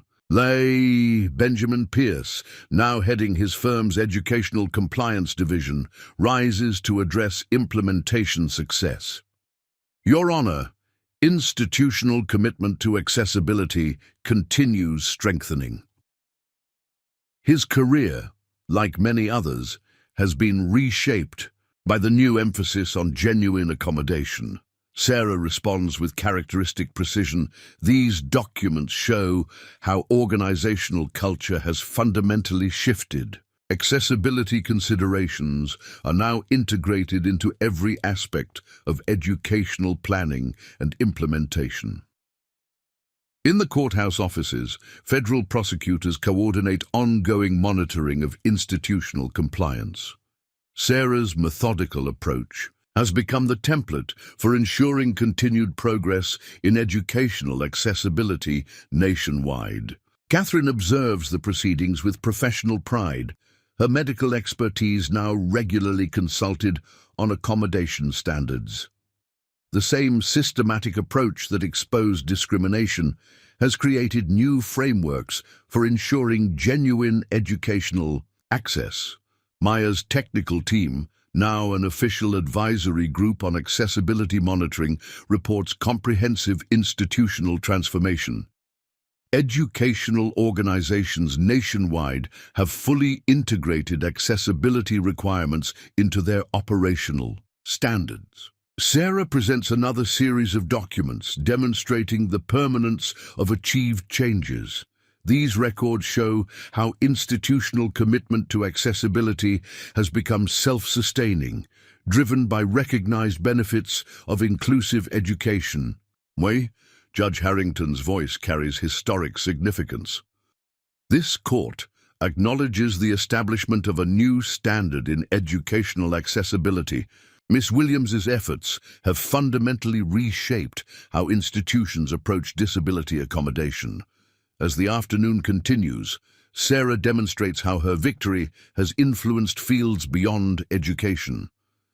Healthcare facilities, public services, And private organizations now actively implement accessibility standards based on her documented approach. Catherine maintains her professional composure while appreciating the scope of transformation achieved. The same determination that exposed discrimination has created new opportunities for countless individuals previously denied access to education. Maya sends another update. International educational organizations now adopting standards established through your case. Your approach to ensuring accessibility is becoming a global model. Sarah wheels herself forward one final time, ready to present evidence of how her victory continues inspiring new progress. These documents demonstrate how institutional transformation has created ongoing momentum for expanding accessibility across all sectors of society.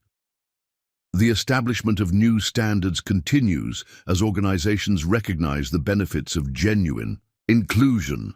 Sarah's methodical approach provides a blueprint for creating positive change that extends far beyond initial reforms.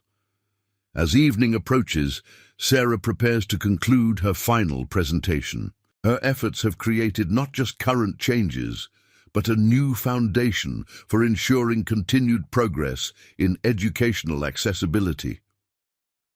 The truth, now permanently established through her determination, continues transforming society's approach to disability rights. Sarah's methodical preparation and strategic approach demonstrate that justice, properly pursued and systematically implemented, can create lasting positive change for future generations.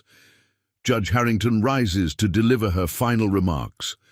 This court concludes these proceedings with recognition that Miss Williams' courage in confronting discrimination has achieved historic transformation. Her legacy will continue inspiring progress in educational accessibility for generations to come. Sarah Williams exits the courtroom, her wheelchair moving with confident purpose through halls that once witnessed her challenge to systemic discrimination. She has proven that determination, properly focused and strategically applied, can overcome any barrier to justice and create lasting positive change. Up next, you've got two more standout stories right on your screen. If this one hit the mark, you won't want to pass these up. Just click and check them out. And don't forget to subscribe and turn on the notification bell so you don't miss any upload from us.